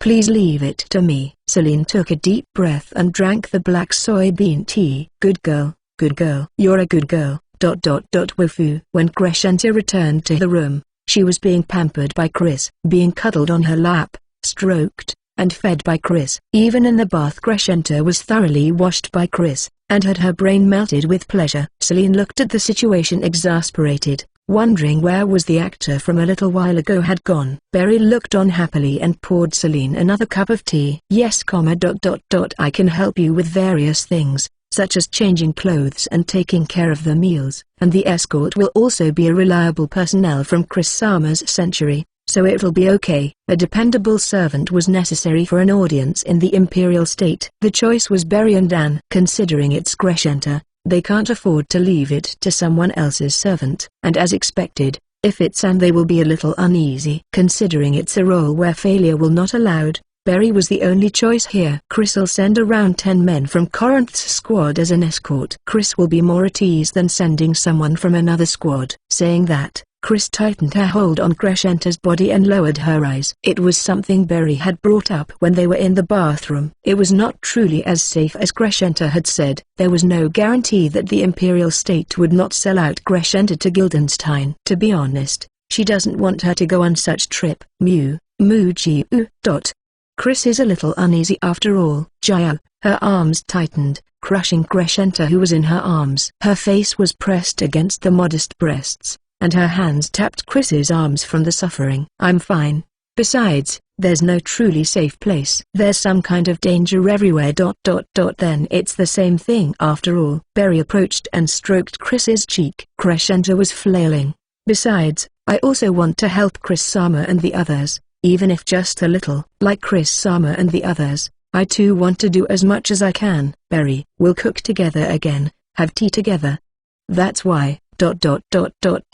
Yes. Barry kissed and ran her fingers through Chris's silky hair. Chris nodded quietly, and Celine, who was watching them, called out, It's a wonderful conversation, but is it fine? Crescento is being crushed. When Chris finally realized and loosened her strength, Crescenta got up and coughed. Holding her crushed and reddened nose with both hands, she stared at Chris with tearful eyes. How cruel. Anisama almost crushed my nose. Crescenta, don't get angry. Look, Chutilda. Anisama, don't think you can cheer me up with that. Crescenta was in a good mood as soon as she was kissed and hugged by Chris. She then glared at Barry. I'm sorry. Not enough. Sincerity. Squish. Chris pinched Crescenta's puffy cheeks and stretched them out. Crescenta, I'll leave it to you. I understand. Good girl. She patted her head and kissed her repeatedly. Even Chris was surprised when Crescenta said she would take the risk. And as much as she was surprised, she was also happy. She tangled her golden red hair with her fingers and told her to look into her wet purple eyes. Yes, Inisama. Chew. Celine looked at the two who seemed to kiss forever if they were left alone, and opened her mouth. By the way, Crescenta, did you just thought up the speech? Yes, of course. You just have to do it according to the situation. You sure make it sound easy. It is easy. I have a position, so I'll just use it to say what I want. The soldiers are demoralized after losing the battle, so I should give them a reason and hope to fight. If I deceive them, even temporarily, then Anisama and Celine will take care of the rest, right? Yeah. Though the word deception catches my eye. She sighed and sipped her tea. The soldiers are tools for her. The reason why they are fighting is not something that she sympathized with, but she understood their reasons and knew how to move them. And she is not moved by their deaths, not even a hair's breadth of emotion. She's ruthless to her core. As if sensing Celine's emotion, Crescenta pressed her fingertips to her lips, troubled. Well, that's preference in how to say it, I guess. I wonder if Celine-sama prefers to call it encouragement. What we do is similar. So, I won't deny it. Either unconsciously or consciously. Celine wondered what was different. Encouraging soldiers to fight is nothing less than making them sacrifice their one and only life. No matter how you put it, for the sake of victory, many lives are exchanged for gambling chips. It doesn't change what they're doing. But is it arrogance to want her to accept it not with logic, or reason, but with emotion? By doing so, the two of them will become closer to normal and will be able to feel extremely normal thoughts and happiness. The two of them were too young to understand it. It seemed as if they would just stay like that for their whole life. In truth, they probably didn't know the difference between objects and life. She wanted to teach them that, but on the other hand, she wondered if it was really the best for them. Their strength is also what they got in exchange for their humanity. Well, I wonder if it's the kind of thing that has no correct answer. Even if this war was over, her worries will probably never end. She can a future where she would find becoming an old lady while she's endlessly thinking about it. Barry, I'm thinking of giving the soldiers something a little extravagant. The day after tomorrow, we're all going to say goodbye for a while, so could you please make a little extravagant meal? Yes, Fufu. Actually, I secretly talked about that with Chris-sama. Shrewd one. She smiled and looked out the window. Strangely, she felt calm. Failure was not an option. But, even with that in mind, there was no longer any need to worry. All she had to do was work hard at what was in front of her. Whatever the case, let's do our best together. It may be painful, it may be hard, and that period may continue, but I'm sure there will be fun things waiting for us after that. The three nodded silently at Celine's words. At that time, NHH, thank you. But you sure are very considerate. Chris is a clever but clumsy girl, so it's reassuring to have not just Barry, but also someone who is as capable as you. Because Celine also tended to push herself too hard, a presence like you will surely bring comfort. No, No, I'm not even close to reaching Argent's armor. Haha, don't be so humble. Even if you don't show up on the stage, it's the people who support you that are important. You look like a fine servant to me. That's Anne, who had been sent to Gallon's place as a way to prevent trouble as if it's only natural, was being praised to death. Ch 67. Arc for the Beloved, Chapter 67 Departure. Patreon is open now. https://www.patreon.com/heroicepic. On the rampart, there were 3 girls and 3 men. A girl in a fiery red cloak, her golden hair tied in ponytail swinging majestically. A girl in a black cloak, her silvery hair tied in 2, swaying in the wind. Lined up next to them are the 3 corps commanders, who represent the martial prowess of the Christstand. Standing in the center was a particularly small girl. As if to represent her purity and honesty, she wore a white dress lightly embroidered with gold. On her necklace was a deep blue jewel signifying hope, and on her left hand was a gold flower bracelet. She wore only the bare minimum of adornment and looked simple for a member of the royal family. However, her graceful golden hair, with its shimmer of red, made her figure stand out in all its beauty. The girl is Alberon, the child of God. She's the noblest, most beautiful, a jewel without any impurity in the kingdom.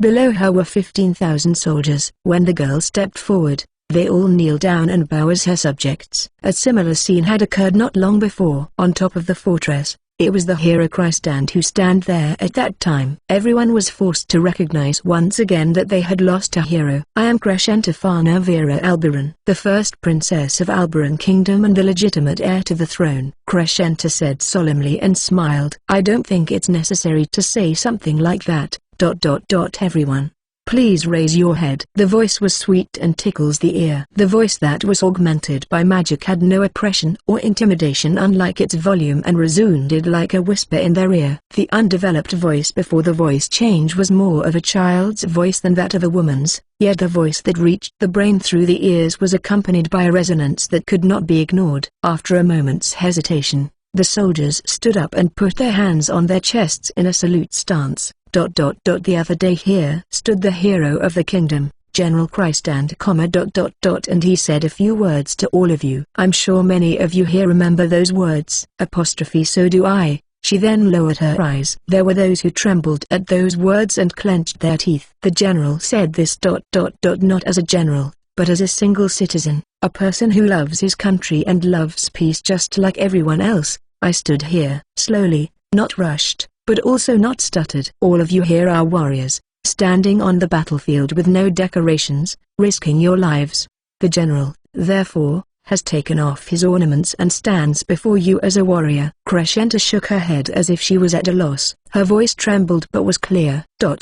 I learned a lot as a person born into the royal family, and I know a lot. But that is only to how to rule. Such as these speeches. I am sure that my words, adorned with jewels, will not reach you. Then she slowly looked up, as if looking at each one of them. I don't think I can do the same thing as Margrave Christstand, the hero of the kingdom, but honestly, at least in this place, just as my heart feel without any ostentation. As those who love and respect peace in the same way. Silence reigned as no one make a sound, but only their gazes were fixed on her. Crescenta sensed this and continued to speak. I am now going to the Anna Imperial State, to ask for their support. The point is to give them hope. In the current situation, it cannot be said that morale is high. There is nothing I can do on the battlefield as one who is not a warrior, but there are things I can do. The other day I sent a letter to the Anna Imperial State stating that I will be visiting, and a few days ago I received a reply saying that I would be allowed to visit. It was not a promise to assist us, but the fact that I've been allowed to visit is nothing less than the fact that the Anna Imperial State has the intention to do so. Ooh, a quiet murmur came out of the soldiers' mouths. Crescenta smiled inwardly. The purpose was not to ask for assistance but to block the movement of the Imperial State and others. The purpose of this big publicity is to restrain others. If the story of the Anna Imperial State supporting the princess faction was publicized so grandly, rumors will spread naturally. If that were to happen, it would make it less likely that anyone who is currently neutral would lend a hand to Guildenstein. That was today's purpose. Our esteemed His Majesty the King. My father's life was taken to usurp the throne, and in Dragon's Maw he has taken the life of our general with a dastardly plot of treachery. Guildenstern has demanded a truce on top of that. For the people, a pretense that doesn't even truly exist in his heart. And they also needed a justification for refusing the truce. A just cause is always important. While it's inevitable that Chris will be considered a cursed child, Guildenstern's character is also not very good, and his notoriety extends beyond the royal court. In that sense, the reasoning is easy to make. With what kind of heart did he say such words? Guildenstern, my uncle, who used his power to oppress the weak. There's no one who doesn't knows about his evil deeds. Tormenting other people then killing them, toying with their hearts. I once pleaded with him to stop doing something like that. Of course, there are no such facts. Crescenta did not care, and in fact welcomed the fact that Guildenstern, a political opponent, was ruining his reputation by engaging in such amusements. In fact, she was glad to be able to use it in this way. But all that came back in response was, why?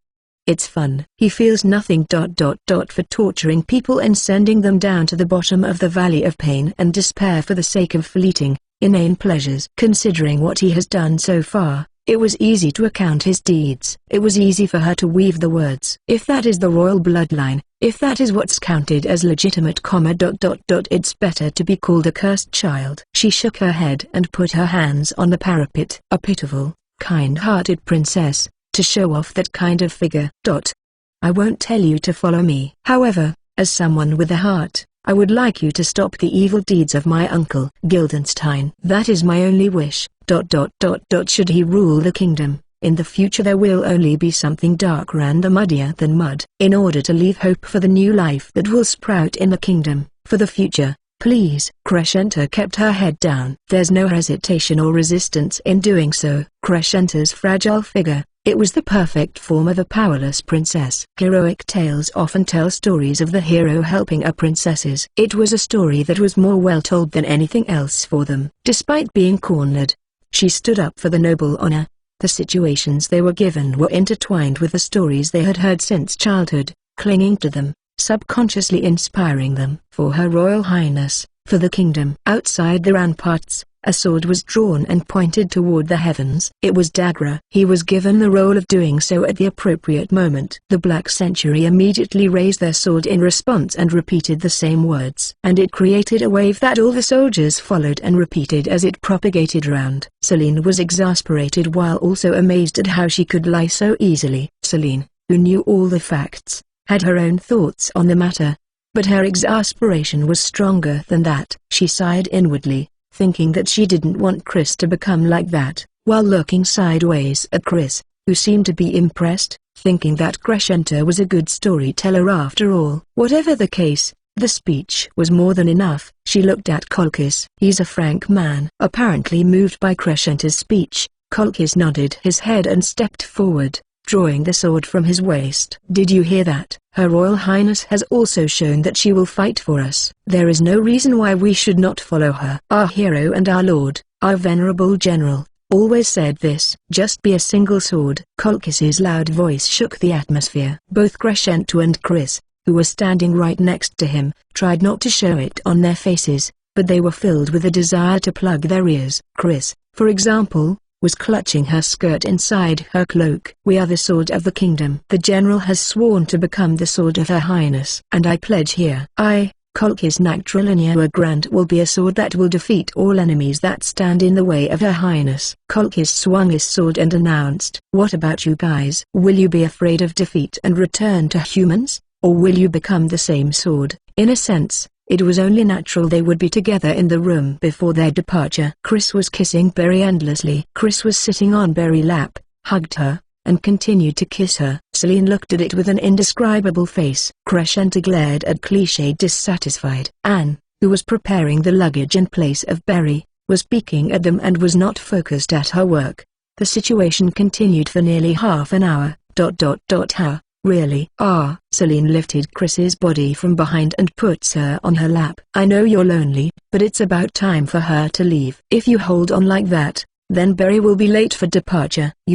Chris still stared at Berry with reluctance. A storm of passionate kisses. Berry, whose face was red as if she was hot, scratched her cheek with a troubled face and smiled wryly. Then she got up and bring her face closer. That's Chris-sama. It's not a farewell for life. That's why we will continue after I come back. At that time please give me a lot of kisses. Chew. She kissed her lightly and stroked her head. According to the rumor, love grows when you can't see each other. I'm sure the kiss at that time will be an exceptional one, written as different quality, a very lovely kiss that you've never had before. Exceptional one. Yes, it will be. It's a very happy kiss with lots of overflowing love, Berry said and kissed her regrettably. Twice, 3 times, she put her hand on Cliché's cheek and stroked it. Staring into her eyes, tracing her lips, Berry narrowed her wet eyes and brought her face closer. Stop it. Or Pechi, Celine flicked her forehead. You, even if it's Oju-sama, you can't hit me. You, what are you going to do becoming just like her? Geez, Celine said looking exasperated by Berry who is holding her forehead, and Chris pouted her lips in dissatisfaction saying Berry's kiss. Celine pinched Chris's lips with her fingers and told her that it was over. If you're going to have a stupid exchange, please wait until you got back. Really? That's right, only Agant-sama.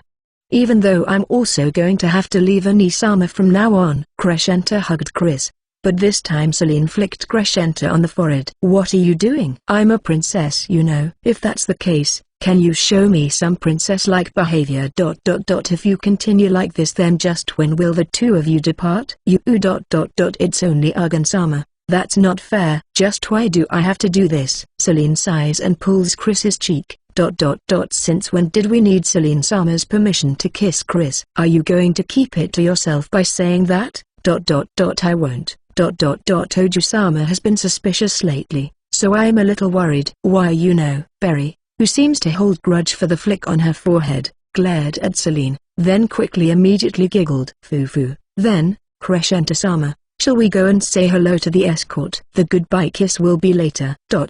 I understand. Then I'll accompany you too. Crescenta puffed up her cheeks sulkily, and nodded, then left the room with Berry and Anne. Celine sighed again and nuzzled Chris's soft cheek. Really, thanks to you, I'm already drained, even though it's going to be hard from now on. Even as she spoke, Celine's voice was filled with tenderness. Berry and Crescenta are both infected with stupidity. Just what should I do with you guys? Chris turned around on her lap, then looked up with upturned eyes at Celine.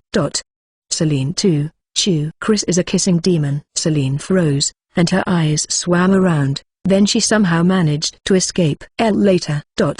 Celine doesn't like it? It's not like that. Chris leaned over and pressed her lips. Soft and kind. Her eyes are somewhat dim, and she repeated the kiss without saying anything for a while.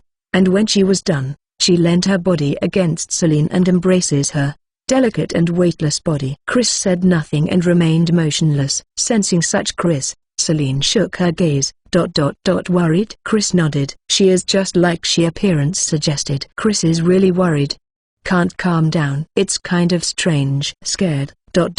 Maybe. Squish. She put strength into her hand. She caressed her back soothingly. It's similar to when Chris thought about what if Berry and Celine hated Chris. Chris's body is weird and Chris doesn't really understand it. Is that so? She felt happy. Chris was starting to understand a lot of things, and what she lacked was filled in.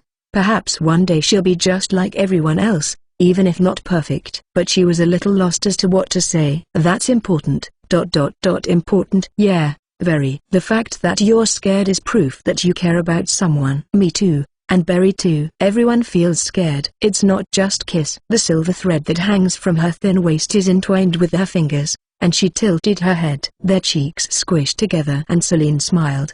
The reason it's not scary is because there's nothing important. That might be something very strong thing, and in that sense, the Chris may have become weaker. Chris, useless? No, Celine said with a wry smile. Everyone gets scared, but in the end, the really strong are the ones who stand up for what's important. Even if you get scared at the end of a parting, you're still going to do your part after that, right? Yes. Then, Chris is a strong child, Celine said, and lowered her eyes. Cowardice is kindness. And she wants her to live forever in a world where that is allowed. Following Berry around, doing housework, cooking, and pampering her. However, Celine didn't have the strength to allow her to do so. Sorry, Celine. Someday I promised you that I'd let you cook with Berry all the time at the estate.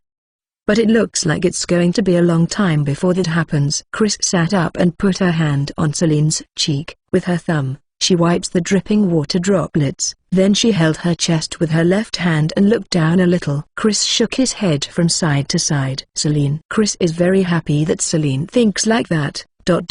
Chris. When the war is over and peace is restored, Chris, everyone will have tea together, cook together, and eat a lot of delicious food. It's Chris's dream to spend every day like that.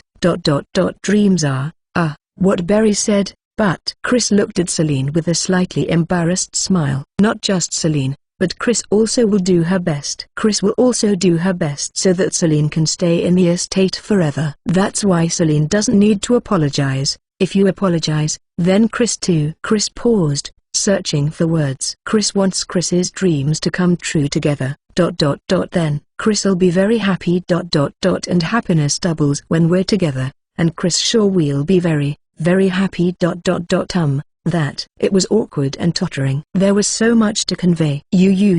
Celine pinched her soft cheek. Foo. I was going to comfort my stupid little sister, but I can't believe I was comforted. Beautiful and smooth. She brought her face closer to hers, the tip of their nose rubbed and their lips touche.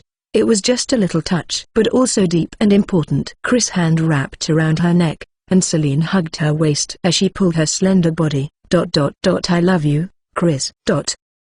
Chris loved Celine too. Chris smiled as usual, a soft smile that just lifted her lips. Ch 68. Arc for the Beloved. Chapter 68. Skeleton. The mountain range to be crossed this time is the Korail mountain range to the east of Burn Ache. For a while after Burn Ache, there are steep mountains that completely prohibit the passage of an army, but the Korail mountain range becomes more or less gentle as it's further east. Autumn was already near its end. Chris and the other had to cross this Korail and enter the royal capital area before the snow piled up with the arrival of a complete winter. To General Vraich, tell him to start moving, Chris ordered while playing with her hair, which was tied in two. The messenger saluted and went outside. In the tent of the 1st Corps was the skeletal Aluga Farin, the Corps commander of the 4th Corps, and his adjutant, Quinez Kaza, a small, fat young man in contrast to the slender Aluga. He is in his mid-30s, but as a noble and holder of magical powers, his looks young. Although he was not a handsome man, his face was soft and his gentle and calm appearance had a mysterious charm that softened the attitude of those who saw him. He is an adjutant to Aluga Farin,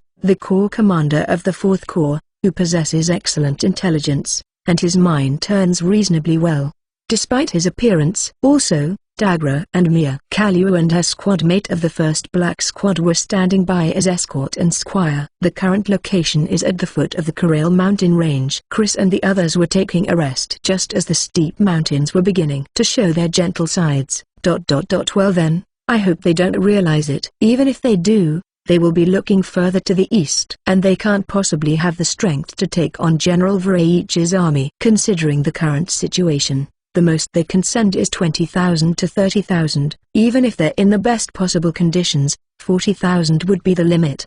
The former Corps commander of the 1st Corps, Nozen Vraich, was apparently so furious that you could even recognize it by his letter. When they asked him for his cooperation in the counterattack, he agreed without hesitation. The concern was the military strength of Nozen, but there were many people who were out of work in the eastern part where villages were burned by the Holy Empire, and there were surprisingly many who volunteered to join the army in search of jobs. The Nozen army numbered 25,000 men, leaving 10,000 of them in the east and Wolfiat. Nozen will invade the capital with 15,000 troops. Christand will be safe if Chris Sama is here. My calculations are the same. Even if 40,000 were sent, most of them would probably be new recruits. Although there is threat in numbers, the force is weak. Yes, for Chris'd be happy if they sent that much military power there, but, well, it's probably around 30,000 at most. Right. Nozen's invasion will begin from the east along the mountain range. The kingdom's central army will move to defend against it, and they will collide with it next week. Chris and her team were aiming at the rear of the central army. Iruka looked at the spread-out map and pointed to one point. I think it's here. What about Chris-sama? It's not like there's a town there, just a blank area. Dagger frowned, and Mia thought a little. That's right. That's the delicious part, isn't it? As for Chris feels that it's okay to do this by separating from Farin's corps commander. Chris pointed slightly south of that point. Mia looked convinced and asked, is it to cut off the rear communication line no matter where it is? The possible points of collision between the east and center and a large city in the vicinity. No matter which, it was in between the two. The amount of luggage and provisions an individual can carry is limited. Considering the equipment, it is impossible for an individual to carry even just 10 days' worth of rations. This time as well, they planned to use the horse that had prepared for crossing the mountain by tying the supply to its back. The cost would be ridiculous, but it would provide food for the time being, and they were also bringing along a sheep as walking food. Chris and the other has one of two options: either quickly rendezvous with the Eastern Army led by General Vreich or steal the enemy's rations. I see. Mia wondered why they were making the mountain crossing so far in advance. They can go a little further east, then the mountain will be less steep. It would be hard to climb up the mountains here, and they'd have less provisions to take with them. But if they wanted to steal the enemy's transportation, there was no other place to cross the mountain than here. Mia was impressed, understanding the reason. The information given to the soldiers is always the bare minimum necessary. There is no army where its soldiers sit in a circle, chewing dried meat and discussing tomorrow's tactics. Mia, who was forced to sit in on this important discussion without really understanding what Chris was asking of her, made various assumptions in her head. The Black Century would naturally be involved in the assault on the enemy transportation corps, and Chris and the other choose the latter. Thinking about the future, we will first attack the enemy's rear and steal the enemy's supply, cargo. After that, we will aim at the rear of the Central Army fighting General Vreich. But Chris looked at Aluga. It's not a bad idea to divide them into two. But it depends on the situation. If the enemy is larger than expected, it is not a bad idea to reduce their strength. Vreich's ability is solid. He will be able to hold out even if he is slightly outnumbered. Isn't it better to focus on one spot and aim at the rear with a single blow? If we completely cut off the rear, then they can also notice Chris's movements. Eluga nodded at Chris's words. Nozani is a decoy. If they could just convince the enemies of it, if they could make the enemy believe that Chris and his men were heading straight for the Dragon's Maw and that Nuzan was simply stalling to draw their forces away, they would be able to ambush the enemy, even if they knew they were crossing the mountains. I want to make them think that we are heading for the Dragon's Maw. In all probability, it will be as intended. The general who will face Vreich Dono is a stiff-minded one. He might be able to read the back, but he won't be able to read the back of the back. General Marcellus is it. On the record, he looked like a mediocre person. Yes, that is correct. He is a man of great valor and is well respected by his soldiers. But that is all. From Eluga's point of view, he was a higher-ranked person, but his words were harsh. Even if something unexpected happened, the situation was perfect. Eluga implicitly told him that they could not lose and looked at Dagra. Dagra slightly corrected his posture. Although he is a special centurion under Chris's direct command, the corps commander status is still above the clouds for him. There will be some tension, especially when it comes to Eluga, who is a renowned tactician. In that case, I'd like to borrow Chris-sama power. Let's use the 4th Corps to support the attack. The battle against the Holy Empire, and the success of the Dragon's Maw. If you're going to attack from rear, wouldn't it be possible to end the battle just by making a path? Chris thought for a moment and nodded. It's possible. If that's the case, then Chris will only operate black and red, the light infantry. Can Chris leave the rest of the command to you? I don't mind.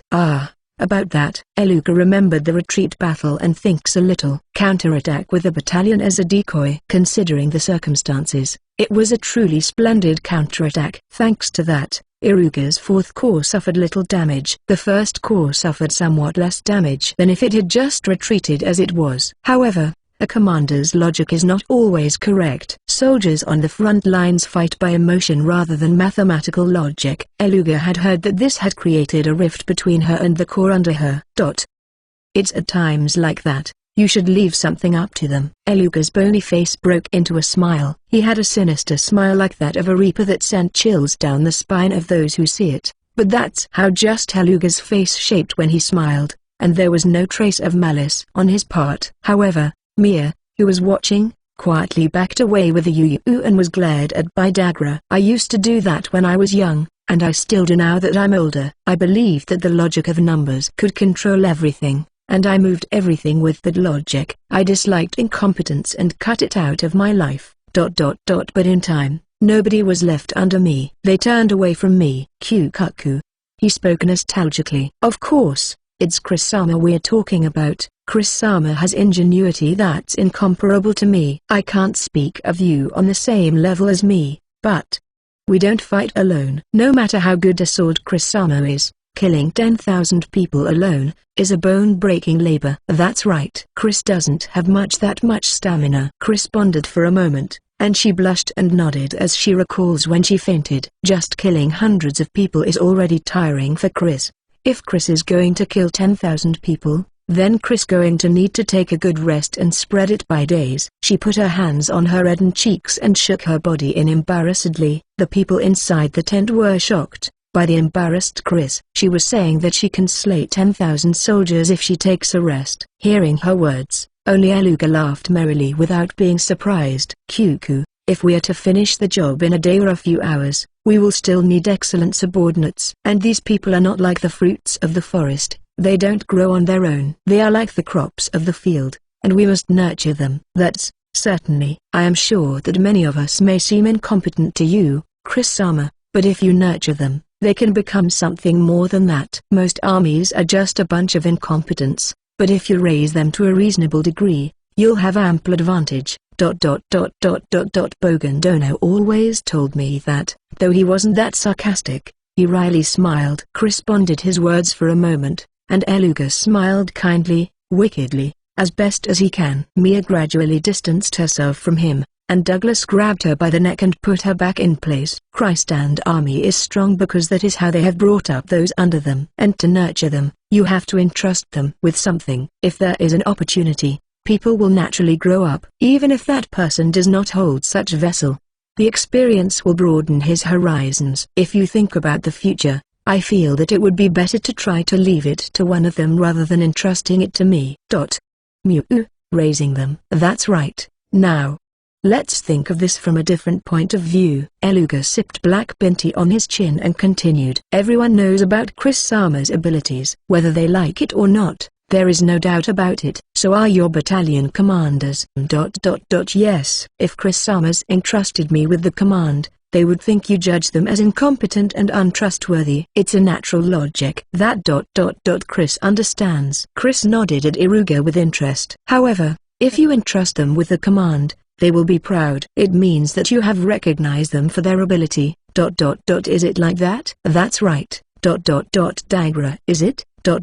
Yes. Corps Commander Farhan. Dagra salutes as the word was directed at him. Your century is second to none in the world and is truly the strongest centurion. How do you feel about being entrusted with it by none other than a Chris-sama? Yes, sir. It is the greatest honor for a centurion to be entrusted with such century by the greatest warrior, the Corps Commander, and I will be proud of it for the rest of my life. Corps Commander Farhan. Very well, take a rest, step back, and, that's how it is. Yes, ma'am. These words are my true feeling, Chris-sama. Chris-sama is underestimating yourself. To be recognized by someone like Chris-sama and to be given special authority is something that will give self-confidence. Confidence can sometimes lead to overestimating, but moderate confidence is actually motivating. Although she wondered if that was the case, it was true that Dagra was doing his job well and working hard for Chris. Looking back at his work, she nodded.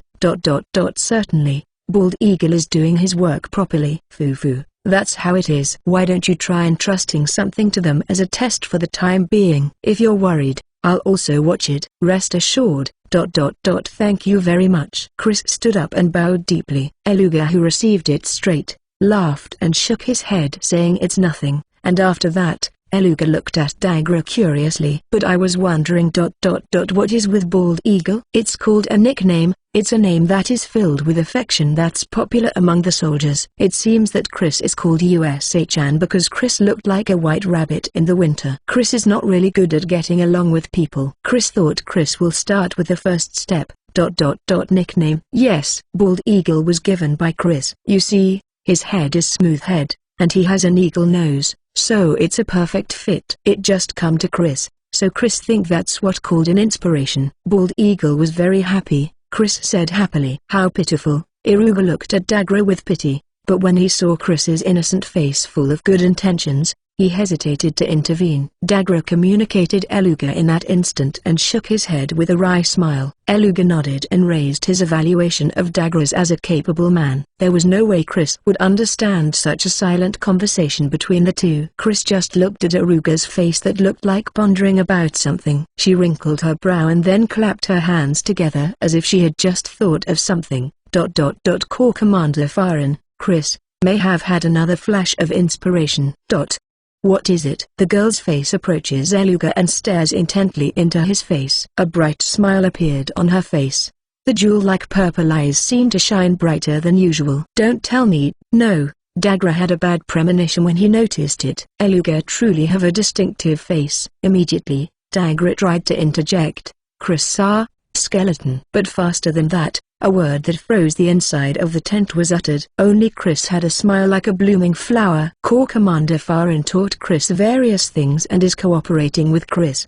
Chris feels bad that Chris have been receiving so many things. From now on, we will be working together and cooperating, so Chris also wants to give something back to Corps Commander Farin. So, a nickname, Chris confidently said. Bald Eagle seems to really like the nickname Bald Eagle. So Chris thought Chris would give Corps Commander Farin that nickname as a gift. How is it? Chris thinks it's a perfect fit. Chris has always thought Corps Commander Farin's face resembled a skull. She was in high spirits, which was unusual for Chris. She didn't notice the frosty air and continued to push the abuse that is her goodwill. Skeleton was one of the malicious words used to refer to Eluga. Naturally, Eluga himself knew about it and was somewhat concerned about it. However, he has never been told this directly to his face, except when he was a child, not even once in the past few decades. To Chris, both Bald Eagle and Skeleton are not so different in age. No, but, you see, maybe, do you hate being nicknamed by Chris? Chris's purple eyes shook sadly. She looked fragile and lovely, and the way she said it made it really hard to deny that she was doing it purposefully. They have known each other since she was adopted by Krishtand and started showing up at the military. Naturally, he knows Chris's personality and understood that she has no malicious intentions. Although she possesses an intellect that's enough to toy Eluga's, she has a temperament that is even younger than her appearance. She had a straightforward and innocent personality and was honest in both good and bad ways. If he answered that he did not want the nickname, she might think that Eluga refused to build a trusting relationship with her, and that would greatly hurt her. Before going into battle, Celine had said even though she was a clumsy girl in many ways, please take care of her. She's Bogan's adopted daughter to whom he's indebted to, and that was his intention from the beginning. But Eluga's intellect spun searching for way to softly reject the proposal, without hurting the girl in front of him. It's not that I don't like it. It's just too sudden. But, that's a relief. Then, can Chris call you Skeleton from now on? That's, Chris-sama. Chris, want to continue to get along with the skeleton, so Chris thought, to do what Chris did with Bald Eagle, to start with the first step. Foo-foo, if Skeleton like it, then that's a relief. She was in a good mood as she put her hands on her cheeks and said, maybe Chris is good at giving nicknames. After all, Chris's figure was exactly that of a child. Iruga, who saw it, cannot continue the second line. Adjutant Quinez turned pale and looked at Chris with astonished eyes. Skeleton is a nickname that's as easy to call as Bald Eagle, and Chris think it's a very good nickname. Bald Eagle also said that the nickname Bald Eagle is of the highest honor. Isn't that right? Bald Eagle. HG. Yes, ma'am. It's the greatest honor. Bald Eagle. Dagra had no choice but to answer like that, and immediately glared at Mia. Mia shook her head and pointed teary-eyed at Kalua, who pretended not to hear anything while changing the water in the pot. She was uncharacteristically working diligently. Chrissy also gained confidence from it. Chris also think this kind of nickname will make Skeleton happy. Skeleton. Skeleton, yes. It's a very nice nickname. Chris looked absolutely happy, repeating it over and over again while shaking her body with excitement. Then, Skeleton. Once again, Chris looks forward to working with Skeleton from now on. Chris held out her right hand with a smile without any malice. Eluga stared at that hand. If he held it, then that would be the last. However, why ... Yeah, looking forward to working with you, Chris-sama. Seeing such a girl, there was no longer any escape for Eluga. After that, do you understand? Chris-sama misunderstood because of your careless words and actions. Even the Corps Commander Farin become like that. Do you know what you've done? Why yes sir, no. But, that's Kaluuya, not me. Don't make excuses. I'm asking if you understands. Hi, I know, but ... But it's not my ... Hi. As usual, Mia received Dagra's sermon. And there is also Mia's personality who rebelled against the unreasonable sermon, so it continued for a whole hour. As for Kaluuya, without anyone realizing it, had gone out using scouting the area as an excuse. Ch 69. Arc for the Beloved, Chapter 69. Morale. Today was the night of the third day since the start of the battle. There a handsome young man with red copper hair was in the tent. The man, over 40 and still youthful, sat in the general's seat. Nose and sharp eyes stared at the map and the pieces placed there. He sipped his black soybean tea and listened to his corps commanders. However, what are Chris-sama and Corps Commander Farin doing? It's different from the original plan. They didn't even send a messenger, the Corps Commander said irritably, and several people also agreed with him. Another Corps Commander reprimanded him. Don't make a fuss. It's those two we're talking about. There will be no mistake, error. They must have something on their mind. He looked to be about 30 years old. His hair was combed toward the back and his face was masculine. The only thing that stands out is the deep scar on his cheek. He was a member of the First Corps, one that was said as the strongest in Christ, and, among them, the former commander of the 1st Battalion of the First Corps, Gran Meldvarkas, was feared as a wolf and was called the strongest of them all. The voices in the tent were silenced by his deep voice as if it echoed through the earth. There is no clear numerical hierarchy order for corps commanders. In terms of status, they were the same. However, the oldest soldier has a status that transcends those rules. Among them, the bravery of Gran Meld,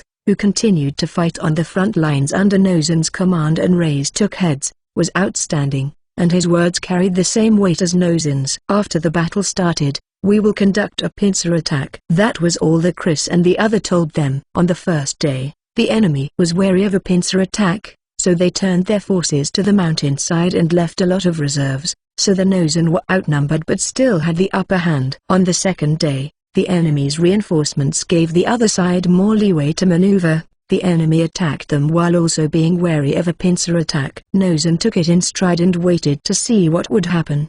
Today, the third day, the enemy's offensive was stronger than the second day, perhaps because their guard against the pincer attack has weakened. Nozen pretended to be outnumbered and fended off. But what about tomorrow? Will they come or not? Nozen raised his gaze from the map and turned his eyes to outside the tent, to the enemy camp. The enemy camp, which has successfully pushed us, is quiet. It should be a good time to have a banquet, but it seems that Krish-sama and Corps Commander Farin have cut off the enemy's rear. He then pointed to a point on the map, to a street depicted there. It was the place indicated by Chris and Deluga. There was a forest nearby, connected to the mountain range. They probably went to rob the supply line that followed the reinforcements. They should have finished on the first day we clashed. If it was just a pincer attack, they would definitely come on the first day, because it was the most effective. Nozen didn't doubt Deluga Farin, with whom he had shared the battlefield for many years and who had taught him a great many things, and he knew well Chris's abilities. The girl Bogan, whom he respected, called a genius. Even Nozen could not beat her in a military chess exercise. After that, he also saw her brilliant skill when she was with Serene in the mountain breakthrough. Those two did not show up on the first day, and on the second and third day, too. Reading the position suitable for blocking the enemy's rear, calculating the distance from there to here, and looking at the enemy's position, Nozen concluded that he could see through the fog of darkness. Then, General, you're saying they won't come? No, that's not it. Shaking his head at the frowning man, Nozen denied it with a smile. It was Gran Meld who answered instead. The cutoff is probably temporary. After robbing the supply line, along the forest and mountain range, Gran Meld pointed to the outside the tent.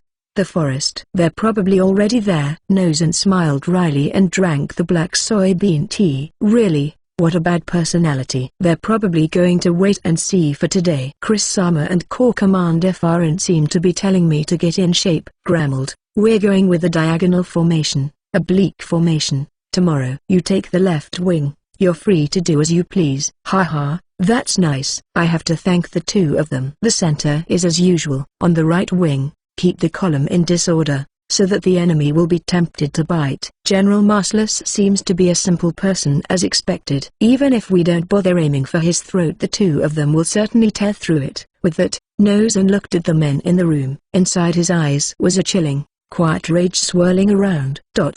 This battle also serves as a memorial service for the general. The general, who was a hero of great honor and who was our lord. Don't show your unsightly form and disgracing Bogan-sama's name. Even those seated at the table stood up and saluted. This man is undoubtedly the first person to be mentioned as a loyal subject of Christ, and Nozen Vraich remained calm, but his anger was boiling deeper than the depths of the earth. At the foot of the mountain where Granmeld pointed, in the forest, as they had imagined, Chris and the other were already there. Skeletons. Will General Vraich notice it properly? Undoubtedly. He is an excellent person. He excels in martial prowess and is good at tactics. In terms of overall strength, he is the best general in the kingdom. He was under the general because of his loyalty, but considering his talent. Originally, it was a pity for him to be in the position of a corps commander. He had given up on the nickname and was letting in and out the other. In the process of passing through his ears and reaching his brain, the name Skeleton was converted to Corps Commander Farin. It was his adjutant who was the most fearful. His adjutant, Quinez, was shivering whenever Chris said skeleton. Skeleton. Is that so?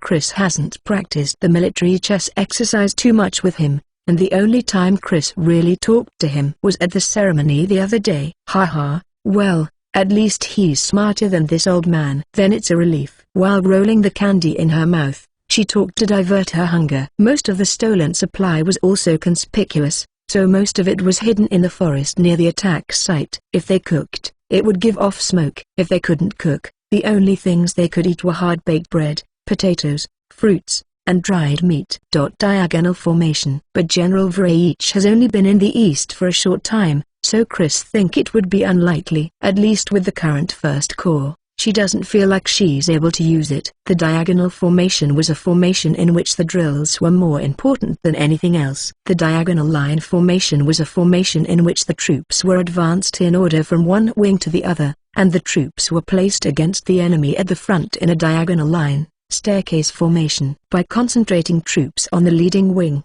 which becomes the main attack, it creates breakthrough power, and the opposing wing, where the strength is thin, delays its advance to gain anti-time physical contact with the enemy and prevent collapse that way. Spear in one hand, shield in the other. Pierces the opponent and kills them before you're pierced by the opponent's spear. It was an aggressive formation. On the other hand, the risk of failure is high. Concentration of forces on one side and the disordered formations make it difficult to regroup after a collapse, and since the forces are pushed forward in a stair formation, even the slightest disturbance in marching pace will create a gap. Therefore, the quality of the army through the military drill became very important, and although she recognized the usefulness of the formation, she was not inclined to use it very much. Chris has absolute confidence in her own abilities, but not in those she commands. And Nozen had not been in the East for a long time. It seemed unlikely that he would choose to do so. The former officers of the First Corps are all excellent. With them,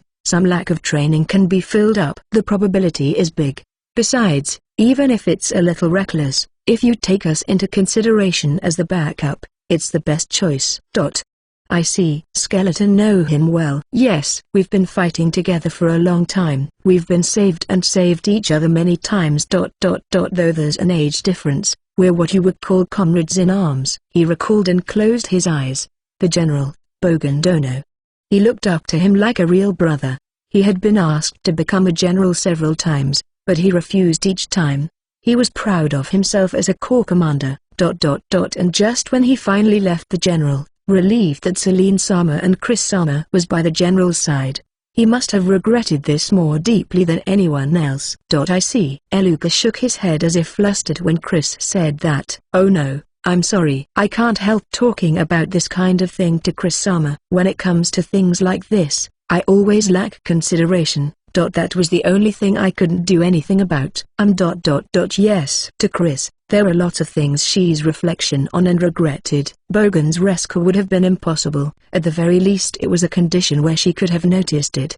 But after that, it's not over. No one makes choices without regrets. There are things that can't be undone. But as long as you're alive, there are many things you can fix and redo. There are many tragedies in life, but there are also a lot of time to get over them. Don't be too hard on yourself. Chris nodded at Eluga's words. Then she stared at Aruga and said, Skeleton is a kind person. Kukaku, my, this too.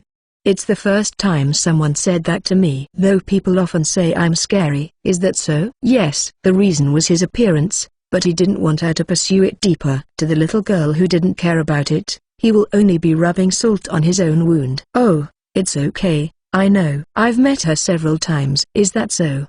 Berry said to Chris to take it. So many. The majority of the items that Cliché packed in her bag were small bags of candy. The candies that has been dusted with wheat flour can be stored for a long time, making it convenient as a carry-on meal. I see. Is that so? He met Berry at the Christans estate. It was before Chris came. She was calm, but also seems to have steeled herself, and he was a little worried about her. However, when he saw her walking with Chris from the distance in the fortress, she was smiling happily. And when he sees Chris now, he thought in his heart that it must have been a good meeting. My, what a delightful thing. Yes, Chris's eyes swam around, hesitating, and she pondered for a moment. Her brow wrinkled slightly in a contemplative posture. When Eluga asked if something was wrong, she took out a piece of candy with a solemn expression. Skeleton too. Can have one. Celine told her to get along with Eluga. He protected Celine during the retreat battle and acted as the rear. Giving away a sweet that was very important to her, was heavy and painful decision for her. However, her conscience tells her that she should return the favor given, and after careful consideration, she made the decision to offer her precious sweets to Eluga. Bewildered by Chris's actions, Eluga froze. Skeleton, don't like it? Chris tilted her head, and Eluga shook his head frantically. No. It's the first time I've been given something like this. So, squinting his narrow eyes, Eluga's bony face broke into a broad smile. The cheeks were lifted up as if the mouth was torn, and countless wrinkles were wriggling, a wicked smile that any who looked would be fearful of. Even his adjutant backed away slightly, but Chris remained unconcerned. Then Chris put the candy on Eluga's wrinkled palm while hesitating a little. What was inside the fourth corps commander, Eluga Farin, was a deep emotion.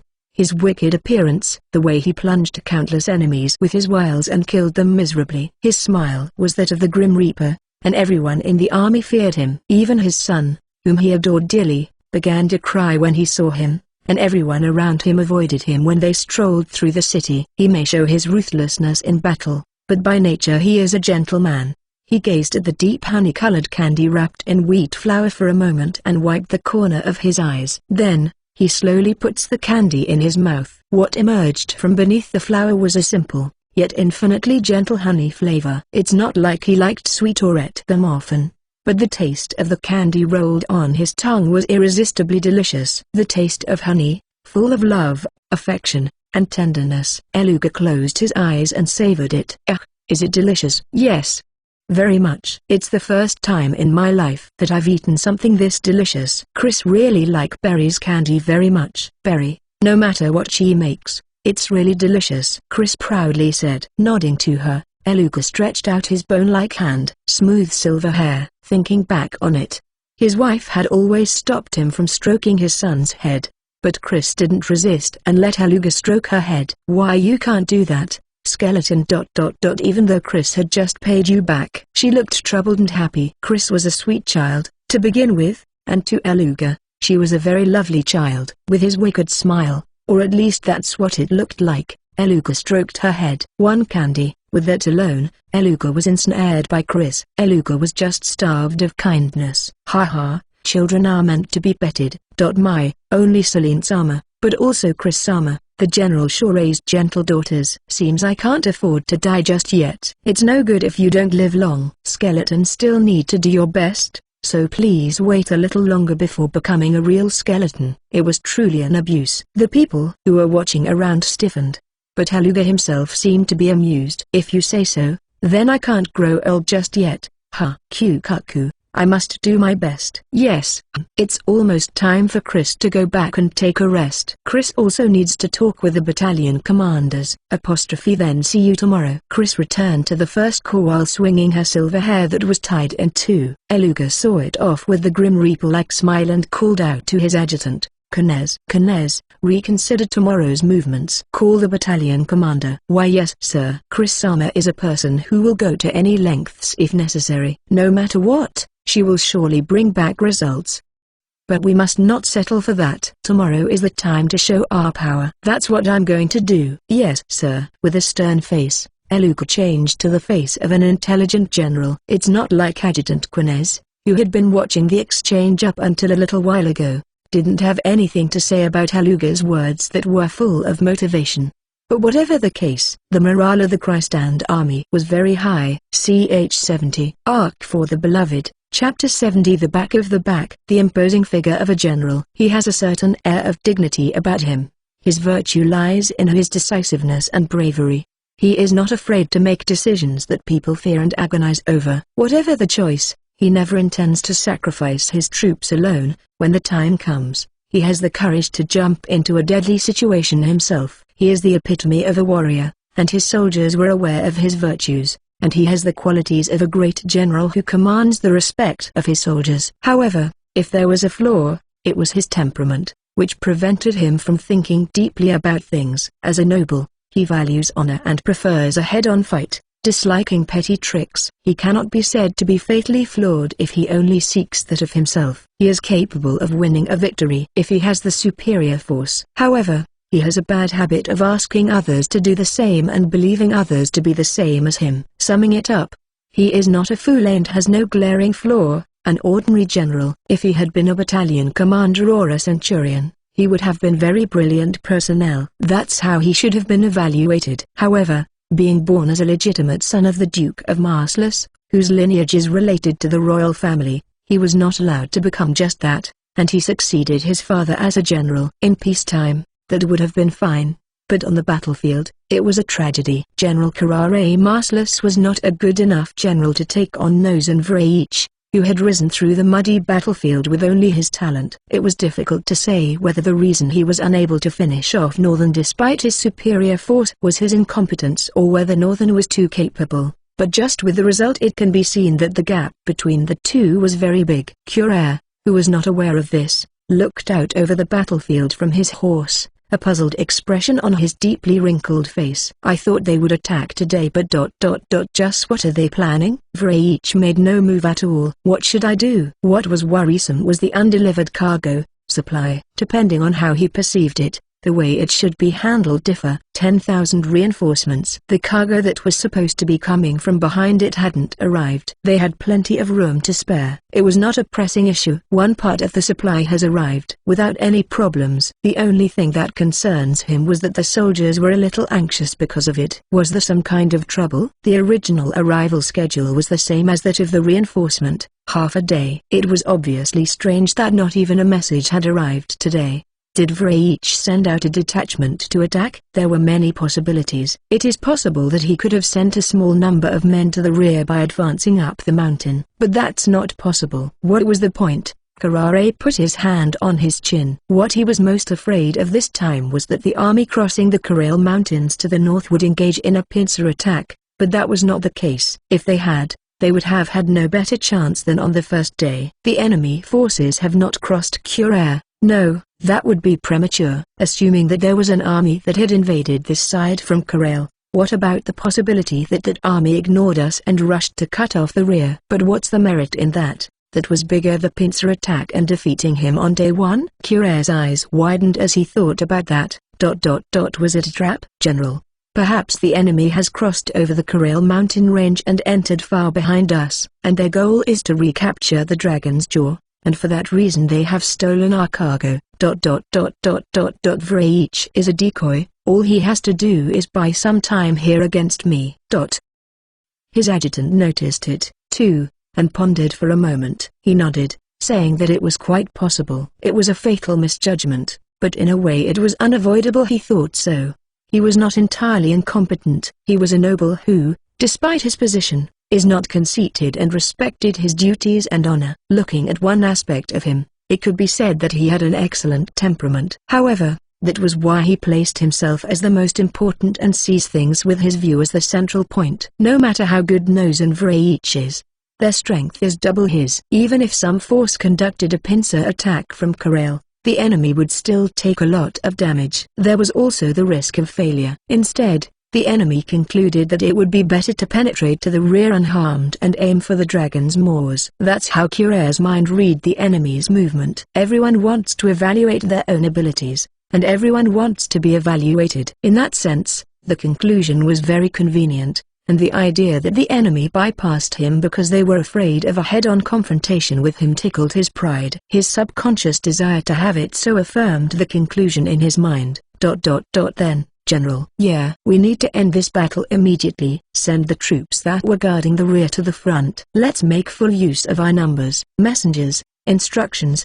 The formation of massless army changed. The line is thickened, and the main attack is made on the left wing. The enemy had its main force on the right flank. Crush the enemy's left wing before their right wing is crushed, and decide the outcome. It was then, Vraich's army began to move. Diagonal formation. What started to move was the front against their right flank, the enemy's first corps. Delaying their timing in a staircase from the center to the left flank, the enemy began to advance. That seems to be the case. You must have understood what was noticed.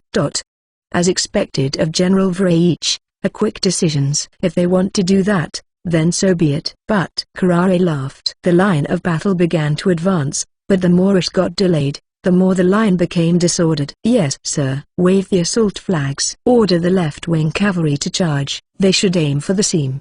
Send support from the center. The battlefield was filled with the sound of battle cries. The number had decreased from 30,000 to 27,000. However, the voice was accompanied by a spirit that made the air burst, and the footsteps were those of an earthquake. In response, Vraich's army responded, a battle cry from its left wing. The First Corps. The pack wolves that were touted to be the strongest, the voice of the First Corps, which was modeled after that, was filled with madness, almost drowning out the voice of the other side. The two armies closed the distance, and a great number of lives were crushed between them, then shattered with countless screams. How many lives were lost as the two armies clashed? Screams mingled with the battle cries, and the sound of steel clashing against steel echoed through the air. The battle lines collided in a stair-step pattern. The sound gradually grew louder and louder, like a thunderclap. The cacophony of the music of battlefield gradually increased and became more and more insane. The grassland was dyed with blood. What was born in this space was the hell of this world. General, the right wing is being pushed. Attacking their right flank is a fierce man whose name is widely known on the battlefield, Granmeld Varkas. The man was holding a 6 shaku, 7 sun, 2.0301 meters, whole steel battle mace. The weapon, which should be called a lump of iron, crushed its prey, the human body, from the top of the armored helmet, bursting the flesh and crushing the bones. Even from where Karare was, in the center, he could see from a distance how his soldiers were flying through the air and becoming a mist of blood. A monster more than the rumor suggested. I can't win against that. Karare made a calm judgment. He was ready to cross swords with it himself if push came to shove, but he knew that would mean defeat. If so, he had no choice but to crush the enemy first. Send troops from the center to reinforce the right wing. The reserve will be used on the left wing. A breakthrough of the left wing by the cavalry, however, it failed. They had pikemen lying in the rear ranks. At the timing of the cavalry charge, they replaced the infantry that was in front of them, preventing them from breaking through. However, the damage was minor due to the cavalry commander's wise decision that he noticed just before. The cavalry was still alive. I will need to reward him later, and the face of the cavalry commanding officer appeared in his mind. The cavalry bypassed the pikemen as they were, and engaged with the enemy cavalry by going around them. Finally their left wing finally bit into the enemy line. A temporary stalemate. How to use reserves and make moves from this point on would be crucial. When he licked his dry lips and was about to surrender to his passion, General, enemy forces coming from Korea. What? He looked back to his left rear, and he saw an army lining up there. The army that emerged from the foot of the mountain had already begun to form a formation. Their number was about 10,000. They had tilted the line of battle according to the diagonal formation, that is, they were completely exposing their rear. Not an ally.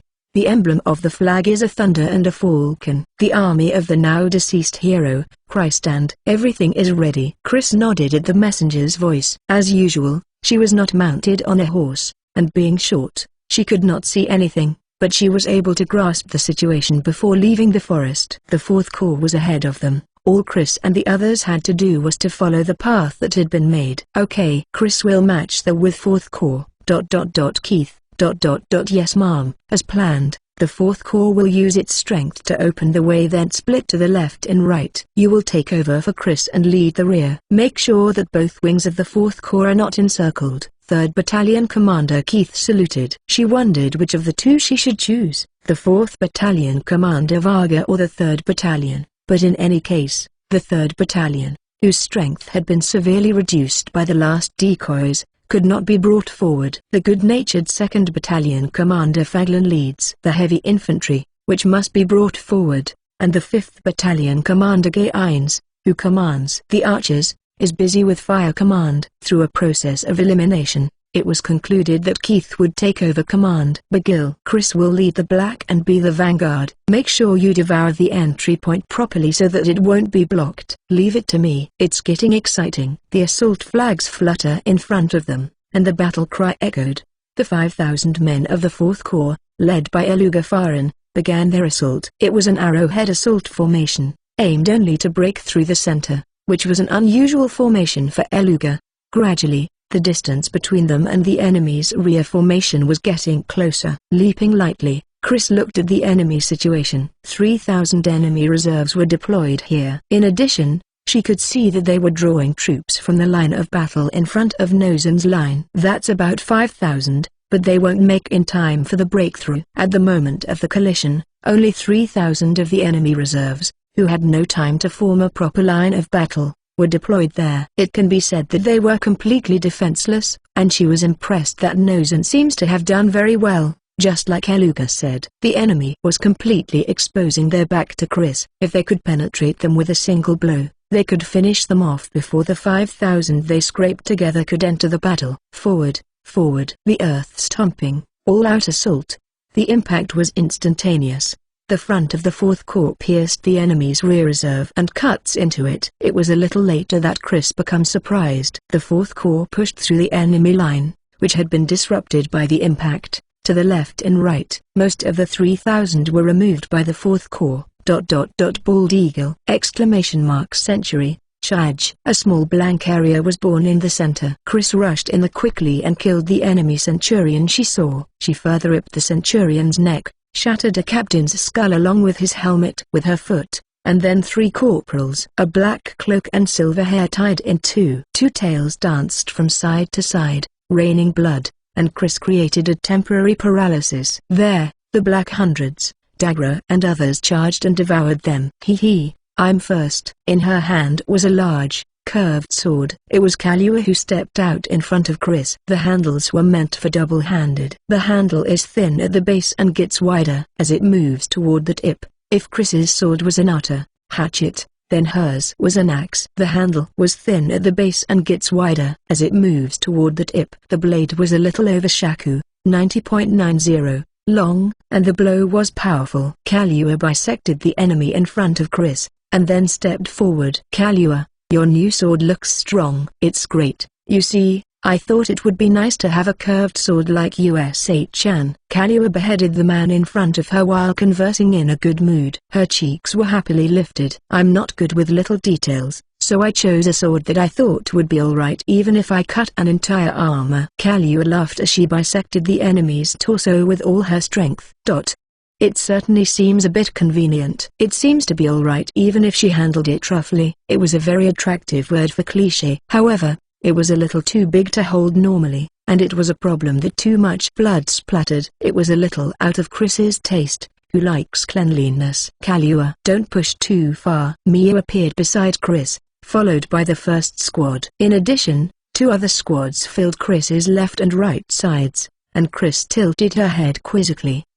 It's a little hard for Chris to move when so many of you come here," and she pouted her lips as she killed 3 men. Mia said, "We are Corps Commander's outrider after all, is what the commanding officer, Dagra, said. I see." Chris thought for a moment and nodded. It was certainly easy on her body. "Then Chris will leave it to you." "Yes, ma'am, Kalua." Chris slowed down and switched roles. She leapt onto the shoulders of the corpse she was just slain and looked around her. The distance is half a ring. 1.9635 kilometers. The required time is.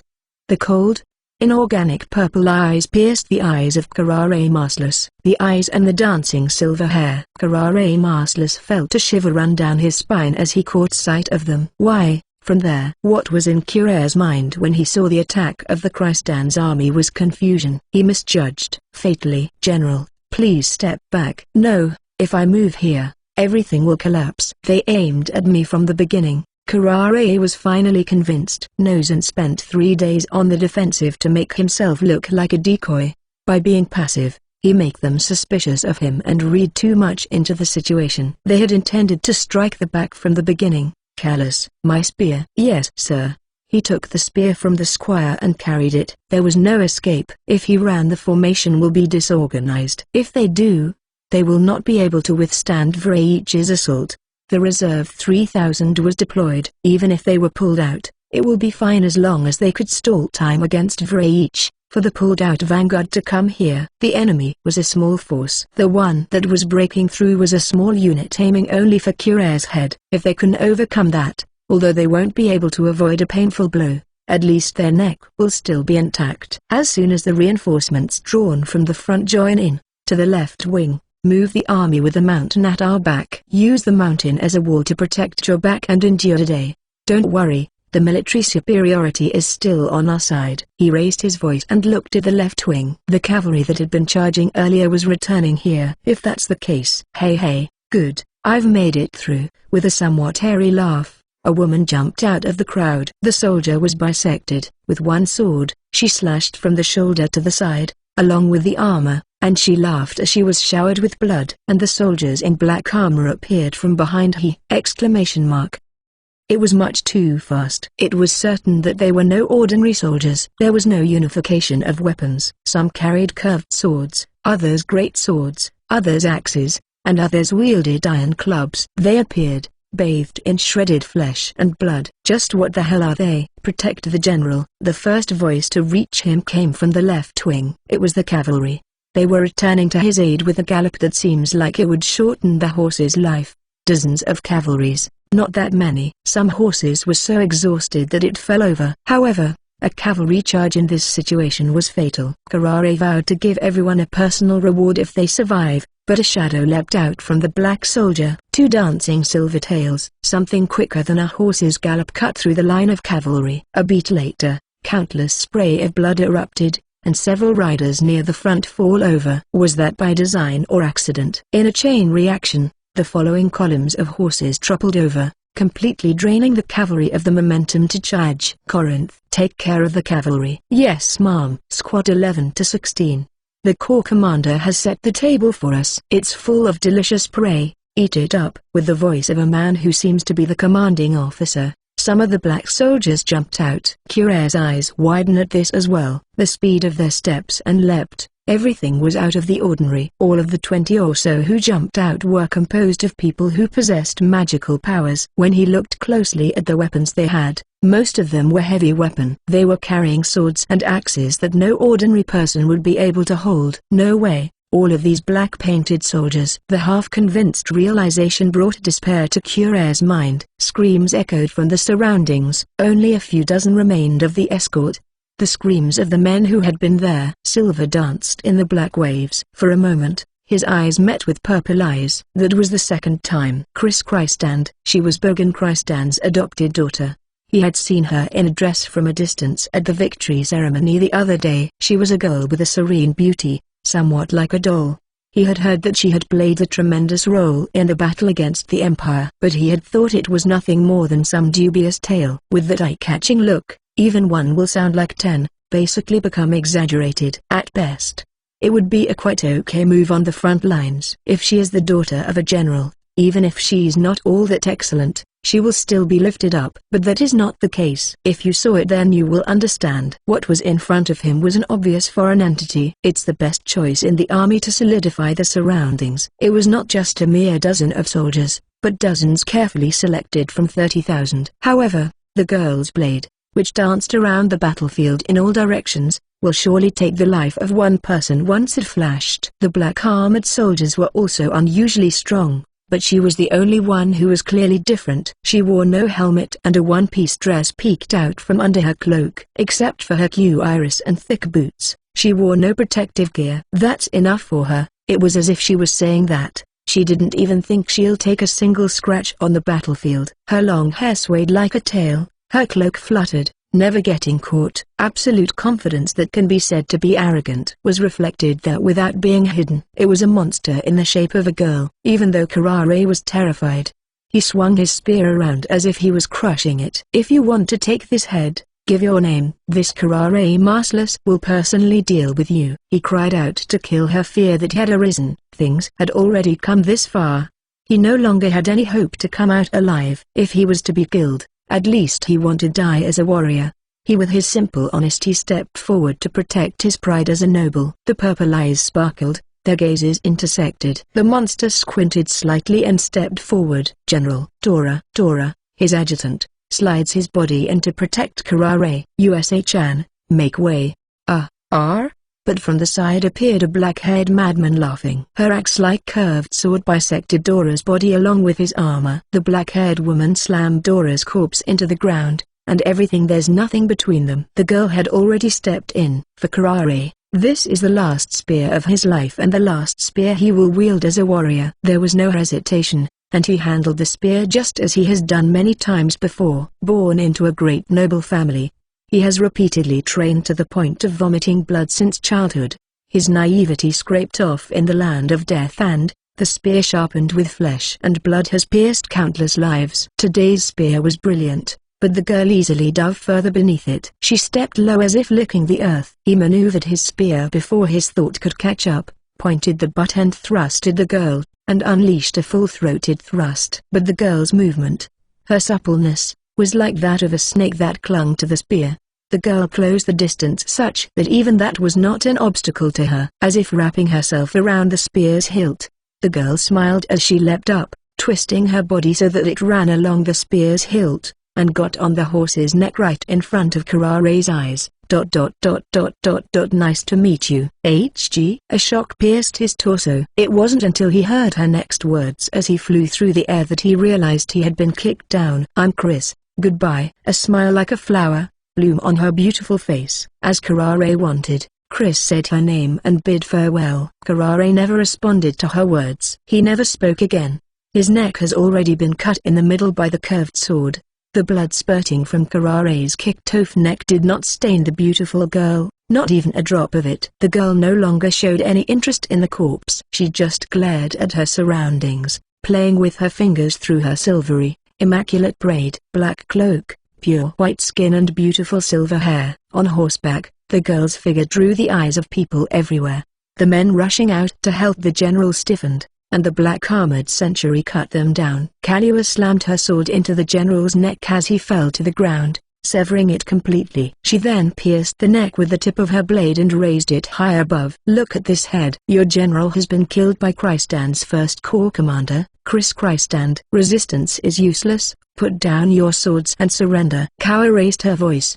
The clash with Vraich began, and in less than one koku, the men who saw the head being suddenly raised and its helmet lowered their swords one by one. If you don't resist and surrender, we won't treat you cruelly. Even though we fought each other, now that the kingdom has lost its people and generals, this battle is meaningless. Quietly put down your sword and surrender. The voice that followed was Dagra's. Kristan's soldiers' roar echoed on the battlefield, and they raised flags of thunder and hawks in great numbers. The battle that had begun once, the heat didn't cool down immediately, but the screams and the sound of clashes of steel that resounded were gradually replaced with cheers. Although there were some who showed desperate resistance, Most of them lost sight of the meaning of fighting for their lives and fell to their knees in front of the voice. Haha, it's a rare overwhelming victory. As expected of Chris Sama. Skeleton did a great job. He is very good at making paths. Chris smiled at Aluga on her horse as she overpowers the surrounding enemies and forces them to surrender their weapons. Aluga looked at the enemies around him with a wicked smile of delight. An old man who looked like a grim reaper and a monstrous girl. The soldiers of the Merciless army who saw it were frightened. Bald Eagle, Mia, not a bad move. From now on, if you keep moving like today, Chris will be able to take it easy. Yes ma'am. Also, Kalua, you did a good job. Bald Eagle, Kalua did a great job this time, so appropriately, whatever/randomly, give her a reward. It seems that the 4th and 9th groups were doing pretty well even though they didn't stand out, while Chris was appropriately, randomly, praising the soldiers for their achievements. A man broke the line of the soldiers and appeared. The wolf-shaped helmet and armor were stained with blood. What he held in his hand was a large staff that was longer than his height. The man takes off his helmet and got down on his knees. That was real. Such a splendid move, Chris Sama. If the situation is that good, then it will be easy for anyone. Corps Commander Varkas. No, even so, it's because of Kiss Sama's ability that it's so easy to do. I thought I'd eat and kill him sooner than that, but I'm no match for Chris Sama. The man, grumbled Varkas, laughed, the scars on his face twitching. Then he stood up, carrying the great war club on his shoulder. With that body and that sword, this easily. As I thought during the battle the other day, yours is beyond my understanding. Chris have never found it difficult to kill people. If they come at Chris will just cut them. So it's simple. Chris roughly wipes the blood on the curved sword with the corpse's pants, and carefully wipes off the rest of the blood with a cloth taken from the pouch. The thin blade had no nicks. Grumbled looked at her sword amazed and shocked. He wondered how many people could kill he with such a thin sword. Probably no more than 10. She is a fearsome one. Chris Sama, Corps Commander Farhan. For now, please go to the main camp. The general is waiting for you there. He would like to have a quick talk about our future plans. Sheathing her sword, Chris nodded and looked at Aluga. That's right, Skeleton. Shall we go? Yes. It's a little rushed, but... Skeleton? Granmeld looked at Aluga, startled. Iruga looks back, glared at him. What is it, Granmeld Kun? No, should I call you Corps Commander Varkas now? Ha. No, either way is fine. Granmeld walked out as if to lead the two of them, and his shoulders shivered quietly. Aluga pressed his eyes, and Chris tilted her head puzzled. CH-71. Arc for the Beloved, Chapter 71 Sun at Night. Arc for the Beloved, Chapter 71 Sun at Night. Patreon is open now. https://www.patreon.com/heroicepic. Thank you W.S. Eugene Chang, William Dawson for joining Patreon. More than 20,000 prisoners of war surrendered. It would take about 2 days to process it. It's been a while, General Vraich. Yeah, it's been a while, Chris. It doesn't seem like you've changed. Surrounded by 1,000 elite soldiers, a man in a winged helmet was giving orders in the center of the main camp. He was Nozen Vraich. The handsome copper-colored haired man dismounted when Chris appeared and took off his helmet with a cheerful smile. He then softly held out his right hand. In terms of military rank, Nozen was above her, and even as a noble, it was an unnecessary courtesy for Nozen, who was given the title of Margrave. But Chris was the adopted daughter of the departed Bogan. As Bogan's subordinate, Nozen treated Chris as a superior. Chris, without being bothered by it, shook hands and asked, "What are you going to do with the prisoners?" The first thing she said was not a greeting, but a practical question. Nozen smiles wryly at the words of the girl and answered, "I would like to absorb as much as possible. These are the soldiers that His Highness scattered a large amount of money and gathered. If you can guarantee the reward, half of them will come to us, although it will take some time and cause a lot of confusion. The increase in the number of troops in this situation is a big one even when with taking that into account. What are the prospects? Let me see. It will take about 2 days to process ... and another 3 days to finish the reorganization, at the earliest. Even if we just finish it crudely, we'll still need 2 days." Chris puckered her lips. No. But if you think about the future, it's not bad. It's thanks to Chris Sama. Even though it's a surprise attack, to think Chris-sama finished this battlefield in that short amount of time. As Chris said to Corps Commander Vacus. It was because the situation was in order. After all the arrangements had been made, it would be more difficult to fail. For Chris, it was a little itchy to be praised like that. Nonetheless, Nozen was sincere in his words. Even after Chris and her men appeared, the number of soldiers was still equal. They did not have the upper hand. Even though they had taken the rear and decided to pincer attack, such an overwhelming victory is not something that is seen very often. While making a breakthrough focused only on the main camp with only a select few, they easily cut off the heads of the enemy generals. That was only possible because of her absolute trust in her own swordsmanship. She did not even consider that she herself would not be able to break through, nor did she consider that it would take her much time. At the fundamental part, it was her strength and self-confidence that makes such an overwhelming victory possible. Even if it was Nozen and the others who had cut from behind, while their victory would have been an unshakable outcome, it would have taken a little more time. The difference between them is that they prepare for failure while Chris did not even think about her own failure. There was a clear difference between the two. Despite the head-on collision, the damage to both sides was infinitesimally small. Not wanting his forces to be reduced, Nozen honestly expressed his gratitude. However, the fact that Chris-sama has come is more reassuring than anything else. In my heart, I want to head to the royal capital as soon as possible, but from now, even at the longest, it will be a month. If we do that, rushing to the royal capital like this, not a bad idea. The concern was that they will be completely cut off from the north. The problem of logistics will be a big one, aside from forcibly requisitioning in each city that is. However, this is within the kingdom. A lot of problems would arise later. However, it was not a bad idea, at least it was worth it to worry over it. If we absorb prisoners of war, our military strength will be close to 40,000. If things go well, it will even exceed that. It was a realistic number for a decisive battle on the battlefield. If the enemy chose to siege, it would be profitable. In that case, the soldiers could simply be ordered to surround the area. In the heavily shielded royal capital, there was only one prey to aim for. If so, she thought, it would be enough if only one person, Chris, snuck in.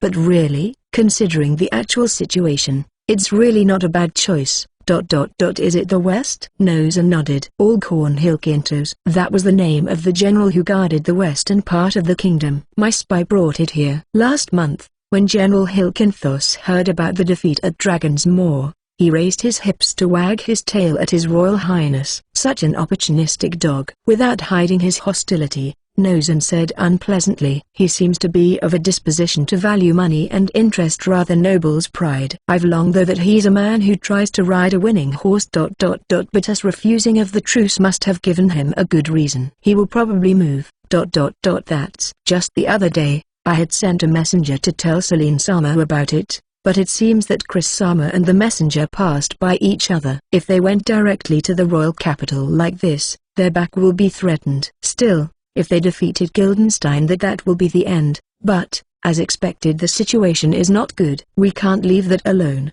We have to do something about it first. Yes, it's quite dangerous. Chris thought for a moment and said, If he moves, the aim will probably be here. It's a long way to go north through the detour. It might be better to divide our force between Dragon's Maw and General Hilkintos.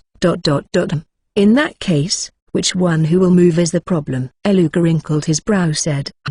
That's right. It's a bit annoying. Eluka smiled wryly at Chris, who traced her cherry-colored lips with her fingertips and said troubledly. He then looked at Chris and Nozen, who were still troubled, and indicated that their surroundings had not yet calmed down from the excitement of the battle. It's a difficult problem, but both of you can think about it while dealing with the prisoners. You two are a little too hasty. It's true that we don't have much time, but either way, you won't be able to move for a few days. True. Nozen nodded and sighed. How about our discussing future movements with the corps commanders tomorrow night? The details can be decided there. Certainly. First look at your foothold. My ears sure hurt hearing that. I thought that becoming a general would mean the end of being scolded by Corps Commander Farin, but seems that semicolon's not the case. Well, as one gets older, one becomes more of a warrior, you know. It's sure sting to be treated as a youngster forever. I should be careful. Nozen laughed and brushed back his copper hair. He took a deep breath and said with a soft smile, "Let's do just that. It's important to let your subordinates rest. Your two soldiers must be more tired than our soldiers. I've brought a lot of alcohol. I will pass it on to you later, so please let them drink it tonight." "Yeah, It would also be good to share some with the prisoners."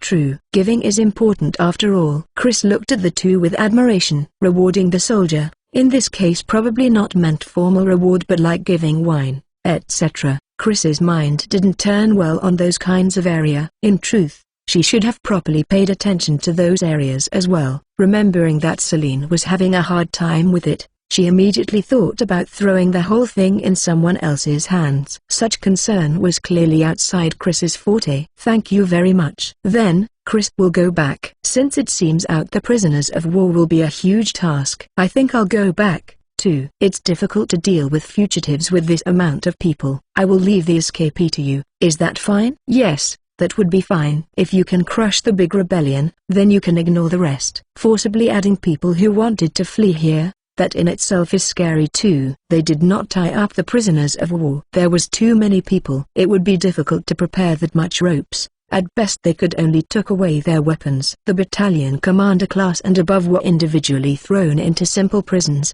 But even they were not roughly treated. Nozan and the others would interrogate and recruit them later. Since it was also necessary to have someone to command the prisoners of war, centurions and other commanders were given command of the movement of the soldiers.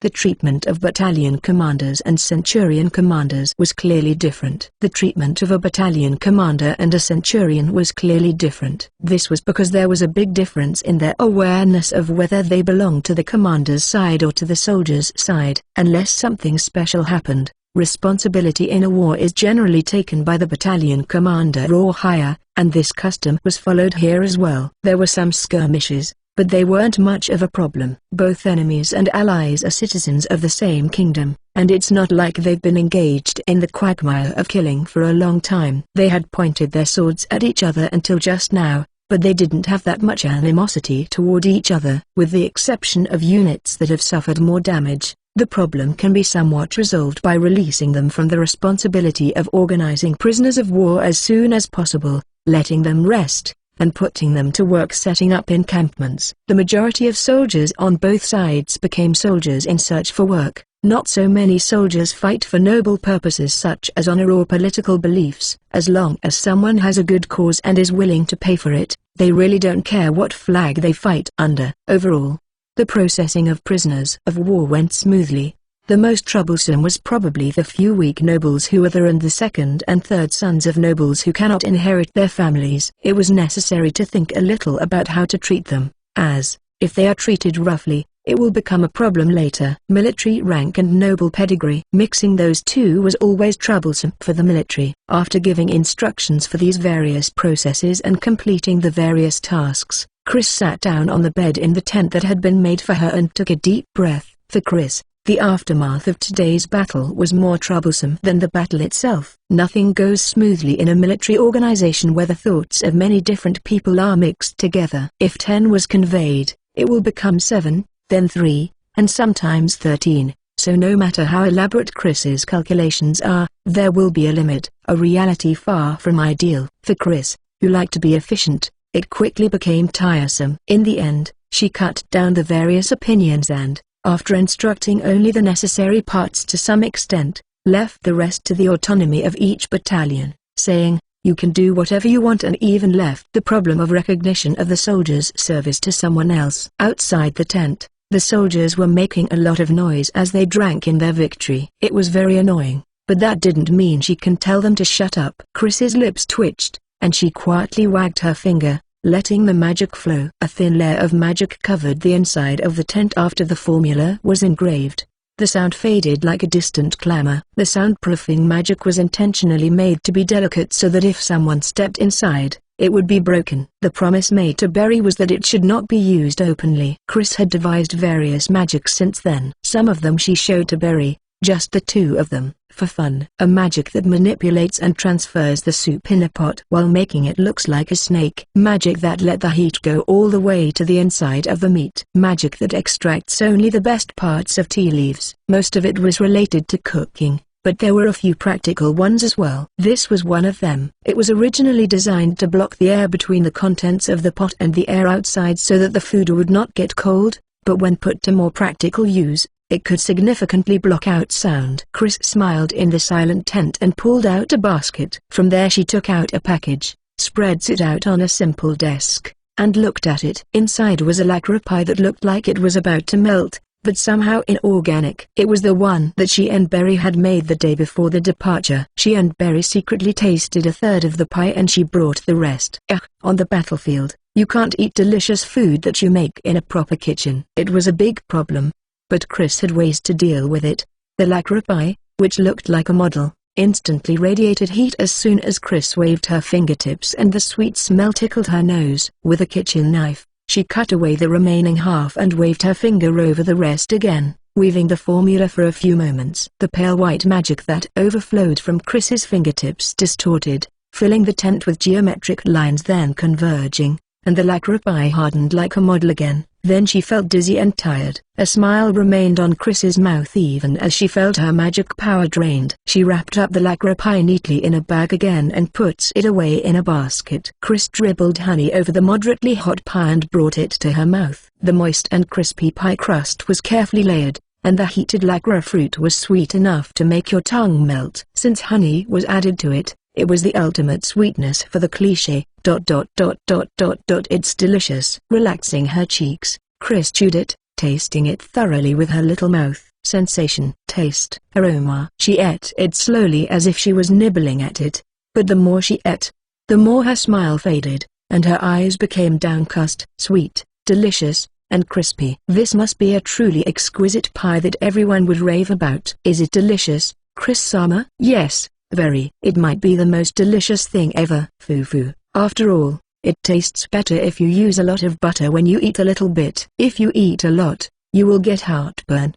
Chris will eat a little bit at a time, so Chris is fine. She really thought so when they tasted it together, and she hugged Berry in high spirits. It was a taste and memory that filled her up. However, that was not the case here. After eating, she looked around the empty tent and then rolled onto the bed. The air was somewhat chilly, and she stared blankly overhead. A dim tent, and the light outside shone through. The sweetness remained in her mouth. She got up and washed it down with water. Even though she was slightly hungry, she went back to bed without even thinking about eating anything. She lay down with the blankets tucked in and pressed her face against them in a daze. Oh, it was so delicious because Chris ate it with berries. She suddenly realized, just like the air that filled the room, her chest felt empty. It had only been a week. She already wanted to go back, but even if she went back, there was nothing she could do. Berry was heading north with Crescenta, and Celine was waiting for Chris and the others. She can't go home until it's all over. The feeling of tearing flesh on the battlefield, screams and resentment. It was done well. That's for sure. She was good at being hated and feared. She had no hesitation and didn't care if people saw her that way. If you kill someone with a kitchen knife, it might be refreshing,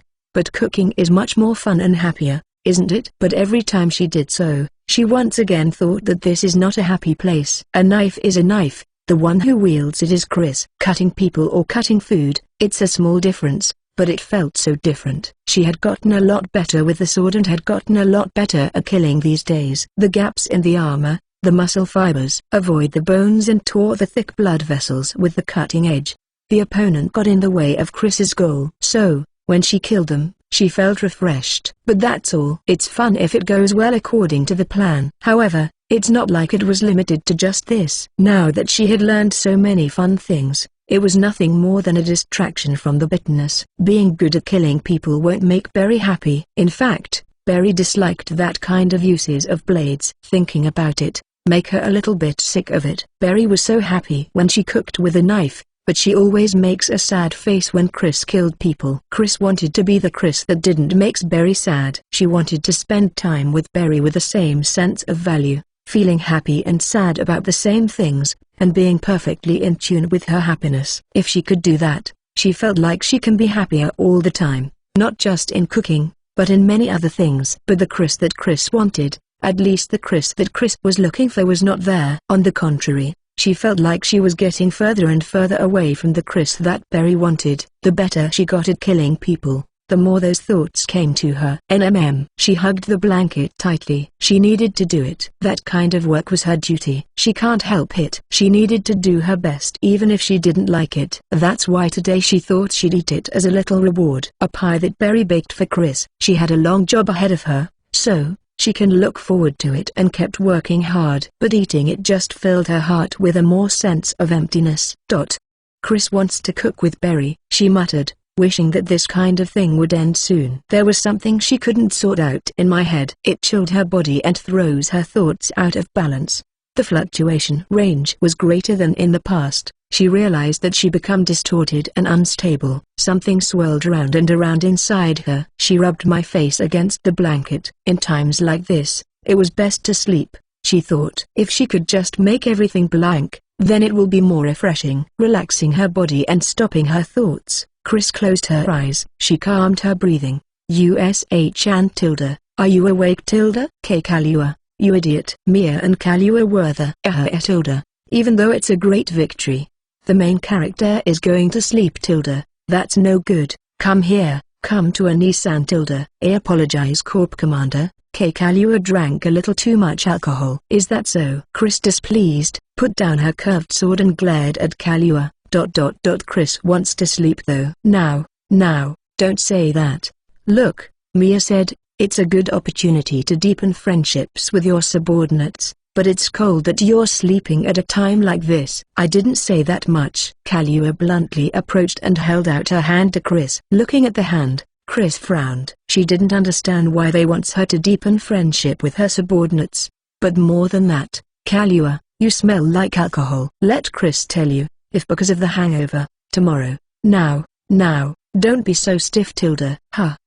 Kalua wrapped her arms around Chris's thighs and back, then lifted her up. When everyone is having fun, it's hard to have a good time if the person who played a key role in the victory is out of the picture, isn't it? It's important to have this kind of relationship even if it's bothersome. Corps Commander. USHN is considered cold and scary, so USHN has to be more proactive in showing your face. Kalua smiled happily and said that. Chris hesitated a bit, then silently put her hand on Kalua's neck. It was a soft touch and warmth. See, I told you, USHN is just shy. It's my win. Even though you tried to blame me if she got angry. Kalua is always like that. I don't remember, did I do that? She held Chris in her arms. They leave the tent as they speak to each other. The gathered soldiers looked at Kalua as if they were looking at the hero, and Dagra breathed a sigh of relief knowing that the two were safe, and rubbed his temples. Fun. I've got the princess. Anyone seeking an audience will have to go through me. Shoo. She shooed away the soldiers nearby, and Kalua sat down with Chris on her lap. Hey, Mia, what are you doing? Sake, alcohol, where is the sake? Geez. Corps Commander, would you like me to cut the fruit? Yes. Chris, without understanding anything, was invited to the banquet. Countless tents and bonfires. Those standing on the sentry on night watch watched the men drinking and laughing enviously. Some of them were sleeping just as they were. Laughter echoed here and there. It reminded her of a scene from one day in the past. There were no festivals in the city, but there was one in the village once a year in the spring when the snow melted. She was not good at talking and had no interest in dancing or singing. There was nothing to do, so she went to help out here and there. And when she did, she was pulled by the hand and put on the lap to see the festival. After things calmed down a little, a warm touch. At that time too, she recalled how she used to sit on Grace's and Gala's laps and looked at the festival. The dazzling light on a moonlit night made her eyes twinkle.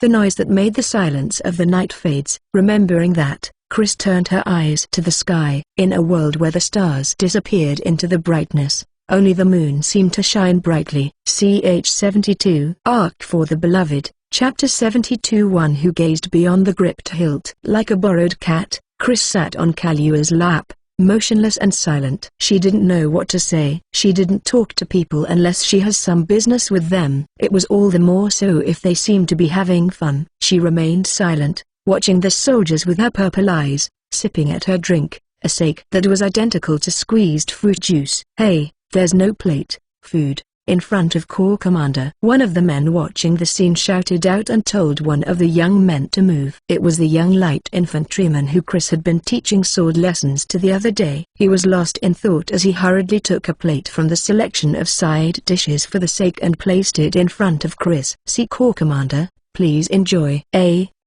Thank you. There's not much there. Grilled horse meat and broiled dried meat. And just some fruit. But Cliché bowed politely and looked up at the young man. Chris's face blushed faintly due to alcohol. The young man looked at her, petrified, and was hit on the forehead by Kahlua. "Ouch, you sure have no fear to look at the princess's visage like that. Try to look stealthier." "Why yes ma'am." The young man made an inexplicable salute and hurried back to his seat. Laughter erupted from the surroundings. Only Chris, who was in the center of it all, tilted her head curiously. Nirkana. She was going to sleep before, so she endured it, but it was painful to wake up with a slight hunger she felt. Noticing her favorite Nirkana fruit on the plate, she picked it up and nibbled at it. Small fruit with a sugary taste. It was the one she had eaten with Berry and Muscronia. They were the size of a fingertip, so they did not satisfy her hunger, but they were just right for her to nibble on. "Is it good?" Yes. Chris nodded her head. It was not as good as the pie she had just eaten. It was just sweetness and fruit. But she didn't feel the same emptiness that she had felt earlier. "I'm not good with it because it's too sweet." "Then, apple." "Ooh." When Chris heard those words, she picked up the apples on the plate and cut them into small pieces with a nearby knife. Then he cut one and put it in Kahlua's mouth. Kahlua took it with her mouth without hesitation and laughed. "See, Corps Commander cut the apple for her." This is the advantage of being a personal attendant. "Foo-foo, delicious." "That's good to hear." Chris smiled, not seeming particularly bothered. "See, can I have some?" "Oi." A courageous man raised his voice and approached. He looked more like a rock or something than a man. "Sure, here." However, Chris responded to his request as if it were a matter of course and gave him a cut piece. "Thank you very much." As expected, unlike Kahlua, he didn't have the courage to accept it with his mouth.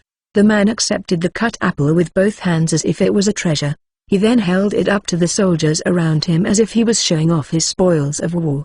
The men looked at each other in surprise, then stood up and approached Cliché.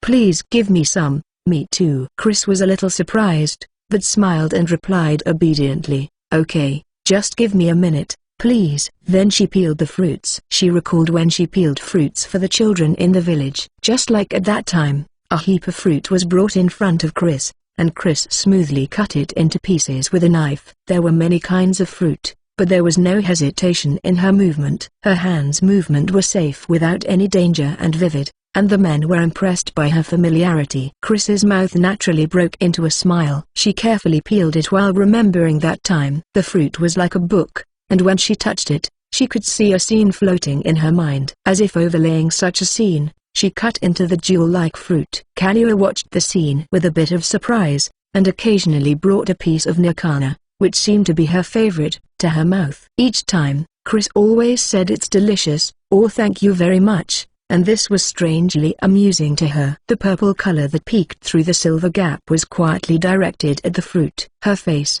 somewhat softer than usual, is not severe, and she did not feel any displeasure or doubt about the fact that she was the one who was peeling the fruit. The men were fascinated by the world's most beautiful peeler and received the cut fruits one by one. When they thanked her, she smiled, and her gentle demeanor made her look like a different person from the one who cut through her enemies on the battlefield. Along with her appearance, the atmosphere of the place becomes a little quieter. Mia asked Kahlua with her glance if she should stop it. Kahlua hesitated a little but nodded that it would be all right. Chris seemed to be rather enjoying herself, and Mia, thinking that if Chris was satisfied, then it was fine, she served her more drinks without saying a word. And so, time passed for a while. Even though the sake was similar to fruit juice, after the third glass, Chris's cheeks were obviously red. The eyes began to glow as if they were wet, and a strange sensuality began to emanate from them.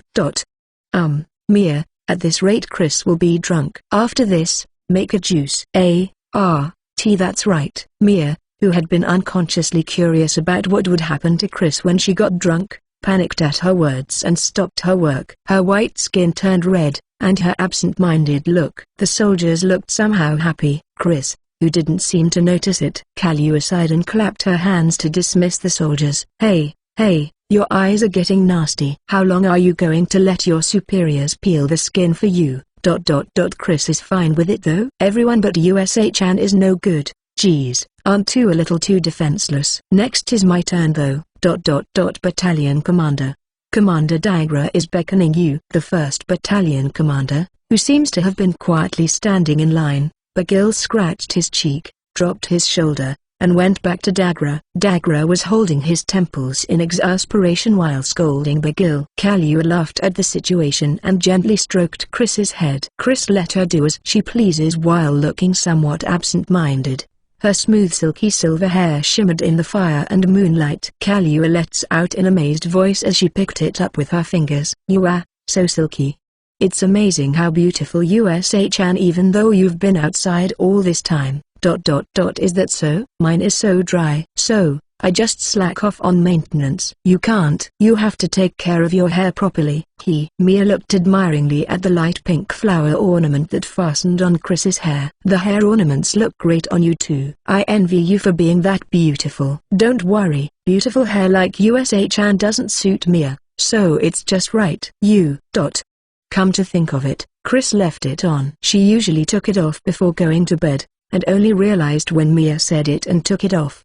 Her silver hair flowed down smoothly as she took it off. It was a hair ornament in the shape of a pale pink flower. It's not that expensive, but it was still a precious thing. Berry had bought it from a merchant who happened to be at the fort and thought it would look good on Chris. It's something Chris got from Berry. She said it suited Chris. Ah, that person. Chris placed it on her lap with care and stared at it with eyes that seemed to be filled with heat. Her mouth faintly broke into a smile. The girl's profile illuminated by the flames was infinitely beautiful and ephemeral. USA-chan Miss Berry, huh? Because USA-chan made that kind of face. When Kalu asked, Chris's eyes shook as if she was a little lost, and she nodded. Maybe. Perhaps. Chris is lonely. Her head, a little paralyzed by alcohol, made her speak honestly. Kalu tilted her head as Chris sipped the juice in her sake cup. Maybe? Chris doesn't really understand things like being lonely or scared. Chris doesn't really know if Chris is truly lonely or not. USA-san is serious even about that kind of thing, huh? Kalu smiled wryly and patted her head gently. There's no really or truly, USA-chan, it's up to each person. Is that so? That's right. Corps Commander is lonely, so by having a drink with everyone and make a lot of noise USA-chan distracts herself. Is what Mia said. Is that so, Mia? Huh? Well, I think there's a point to that, but I didn't do that. I was just half asleep last time. I was surprised, thinking that it was yobai, night crawl, sexual context. Well, whatever it is, I don't think USA-chan should think too much about it. Just follow your heart as the wind blows, eat when you want to, sleep when you want to, and hug someone like Mia does when you miss human warmth. Mia glared at Kalu, but Kalu laughed and didn't respond. Chris answered while looking at them. Then isn't the same as an animal. I don't think humans are any different from animals. Corps Commander. They're just a little clever, but they're no different than dogs or cats, and happiness lies in those parts of an animal. Chris looked at Kalu a little surprised. Eat, sleep, cuddle. Thinking carefully, Chris realized all the things she liked were animalistic desires. I see. The desires that she thought were shameful and improper. However, Chris is most at ease while fulfilling it. It seemed to be a word that was close to the truth. Whenever she was pampered, she felt fulfilled. Even if you think about it in a difficult way, in the end that's just the surface. In the end, I think that's where the root lies. Is it different for USA-chan? No, it might not be wrong. The Chris who had drunk sake was more honest than usual. Right. What was it? A Nissan wisdom. Foo. USA-chan doesn't to thank me. Chris looks up at Kalu with a troubled face, and Kalu laughs and strokes Chris's head. Chris's mouth broke into a small smile, her cheeks flushed, and she leaned back against her. Berry-san will be very happy if USA-chan let her pamper you lots and lots after this battle is over. And if you give me a lot of rewards for my outstanding performance, I will be very happy to live a comfortable laid-back, slacker, idler, retirement life. It will be a perfect happy end. The soldier around them raised their voices saying, "That's sly, Kalu. And Kahlua smirked, saying, if you's frustrated then do better than me. Chris asked, does Kahlua want to live a laid-back life? It doesn't sound like much, but that's about it. Spending every day doing what I love, well, it's not really such a big thing that it could be called a dream. Chris thought Kahlua was aiming for successful career or something, and Kahlua also seemed like having fun at the battlefield. I like wielding a sword. It's fun to show off my ability, but, well, it's not like I'm looking for career advancement. Wielding a sword gives me the thrill of life and death. How do I say it? Well, I just purely like to fight with a sword. That's closer to my dream, he continued with a laugh. What about USA-chan? Do you like it? The sword. Chris doesn't really like swords. It was a word that surprised everyone. Chris remembered what she was thinking while eating the pie earlier, and lowered her eyes. Chris practices because it's necessary, and Chris does feel that it's fun to be efficient, but the sword itself isn't fun. Unlike Kahlua, in the end, Chris is just doing it because it's necessary. If it's not necessary, Chris doesn't particularly want to. So, I got beaten to a pulp by USA-chan, who doesn't even like swords. Kahlua was stunned. Because Kahlua is bad, het-uppy, closer to gaming term noob. The soldiers looked at each other. Everyone here knew Kahlua's abilities. She was probably one of the strongest in this corporation. However, Chris uses only herself as comparison. Well, to USA-chan, it might be so, but Kahlua is one of the better ones among the bad, noob ones. Chris thinks Kahlua can be a good match for Celine. Oh, I definitely want to have a spar, though I don't think there will be a chance to spar against the general. Chris pondered a moment and told her, Celine is also bad, noob, but she likes swinging swords, so she might be happy. If Kahlua wants a spar, Chris will try to ask her. Whoa. If you can, then certainly. Drunk Kahlua was unreserved. On the contrary, it was more comfortable for Chris like that. I'm looking forward to it. Foo-foo, I love you, USA-chan. Chris was a little surprised when she was hugged from behind, but she didn't say anything. Not minding the envious gazes around them, Kahlua felt her delicate body and asked, what do you like, USA-chan? Chris, like? That's right. I thought USA-chan liked swords, so it's a little surprising. The questioned Chris turned her eyes to the sake cup and quietly spoke, another homely hobby, and maybe a little bit laid back. Chris might be similar to Kahlua, she said with a shy smile. So the serious Corps Commander Dono also thinks like that, huh? When she teased her, Chris nodded with a troubled look. Chris doesn't think she's all that good at it, but after all, Chris prefer working in a mansion like that rather than doing this kind of work. Her tone was as if she was making excuses. Kahlua smiled wryly and stroked her head. Well, USA-chan doesn't seem like the type to be interested in career advancement or anything like that. Chris, if Chris can help Celine, then that's enough. Celine told Chris that one day, she'll make it all right even if Chris spend all her time cooking in a mansion. That's why Chris looked on lovingly as she put her hands in front of her chest as if holding something. Everyone has to work hard together to make our dream come true together. Dream? Yes. Cleaning the mansion, taking care of the garden, cooking with Berry, eating dinner, having tea, and living like that every day forever. She needs to work hard for that. She promised herself so. If there is peace, it will come true. Then everyone will be happy. The hustle and bustle were far away, and the area was quiet. Just what kind of words will come out of the girl who has cut her enemies apart, terrified them, and killed more than anyone else? The words were quite unexpected for those who had that in their head. Not status, honor, or just plain and simple glory. Nor was it an evil desire that would make people freeze in terror. What the girl wanted was just a modest everyday life. I see, then we have to work hard, huh? Yes, Chris has to do her best. If not. Kahlua stroked Chris's hair. The silver hair is smooth and shows the beauty of the girl as it is. Speaking of which, USA-chan did get angry at the food we made during training, right? And USA-chan is also good at peeling skin. Do you like cleaning and cooking that much? Chris liked it, very much. It was a true smile. Like a flower blooming in the moonlight, quietly spreading its petals. She touched the hair ornament on her lap.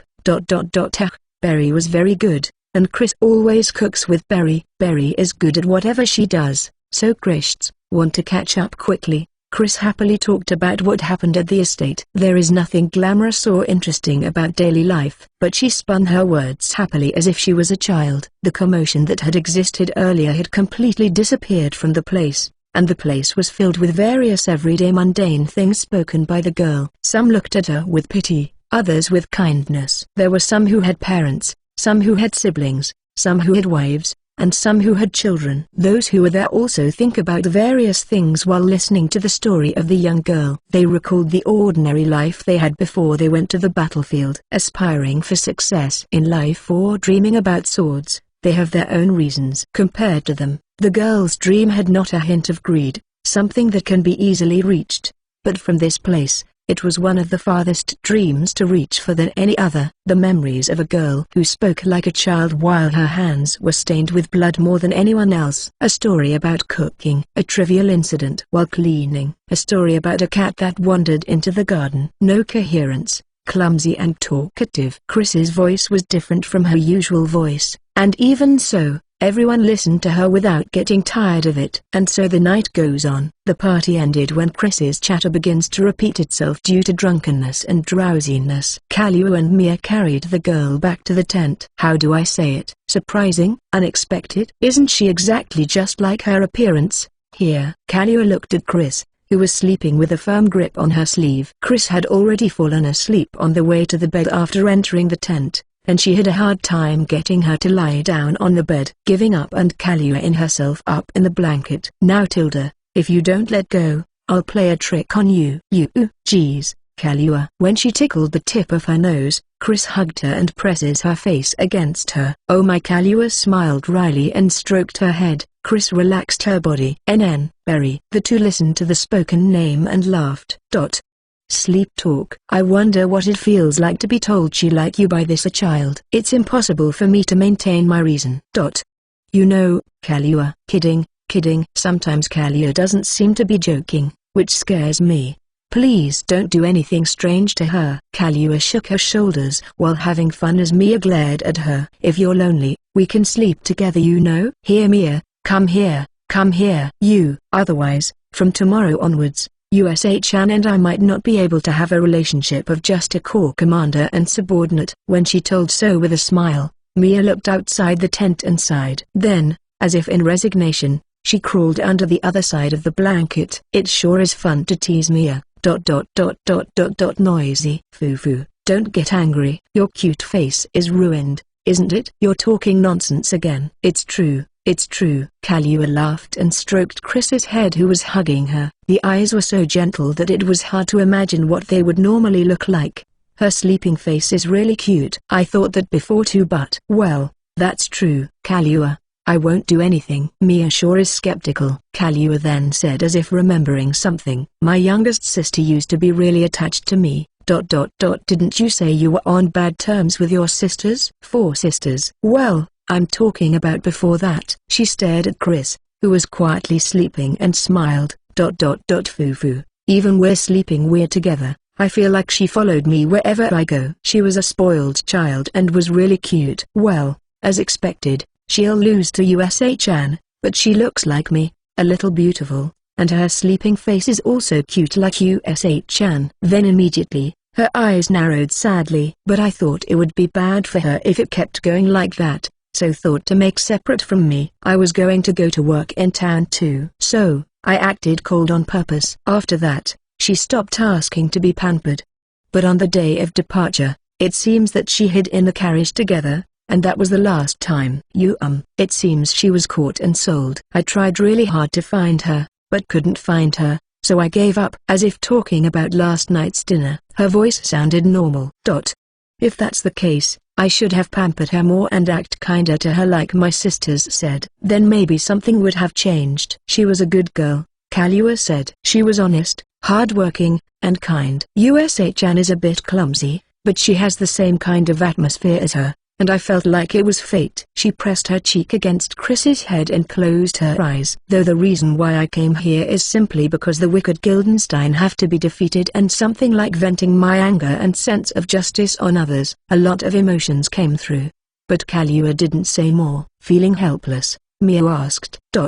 So you learned the sword? Foo. It sounds nice when you say blade of revenge. But well, that's just a trigger. I probably liked killing and being killed from the beginning. In fact, now it also serves as my entertainment, pleasure. Kaluuya jokingly laughed.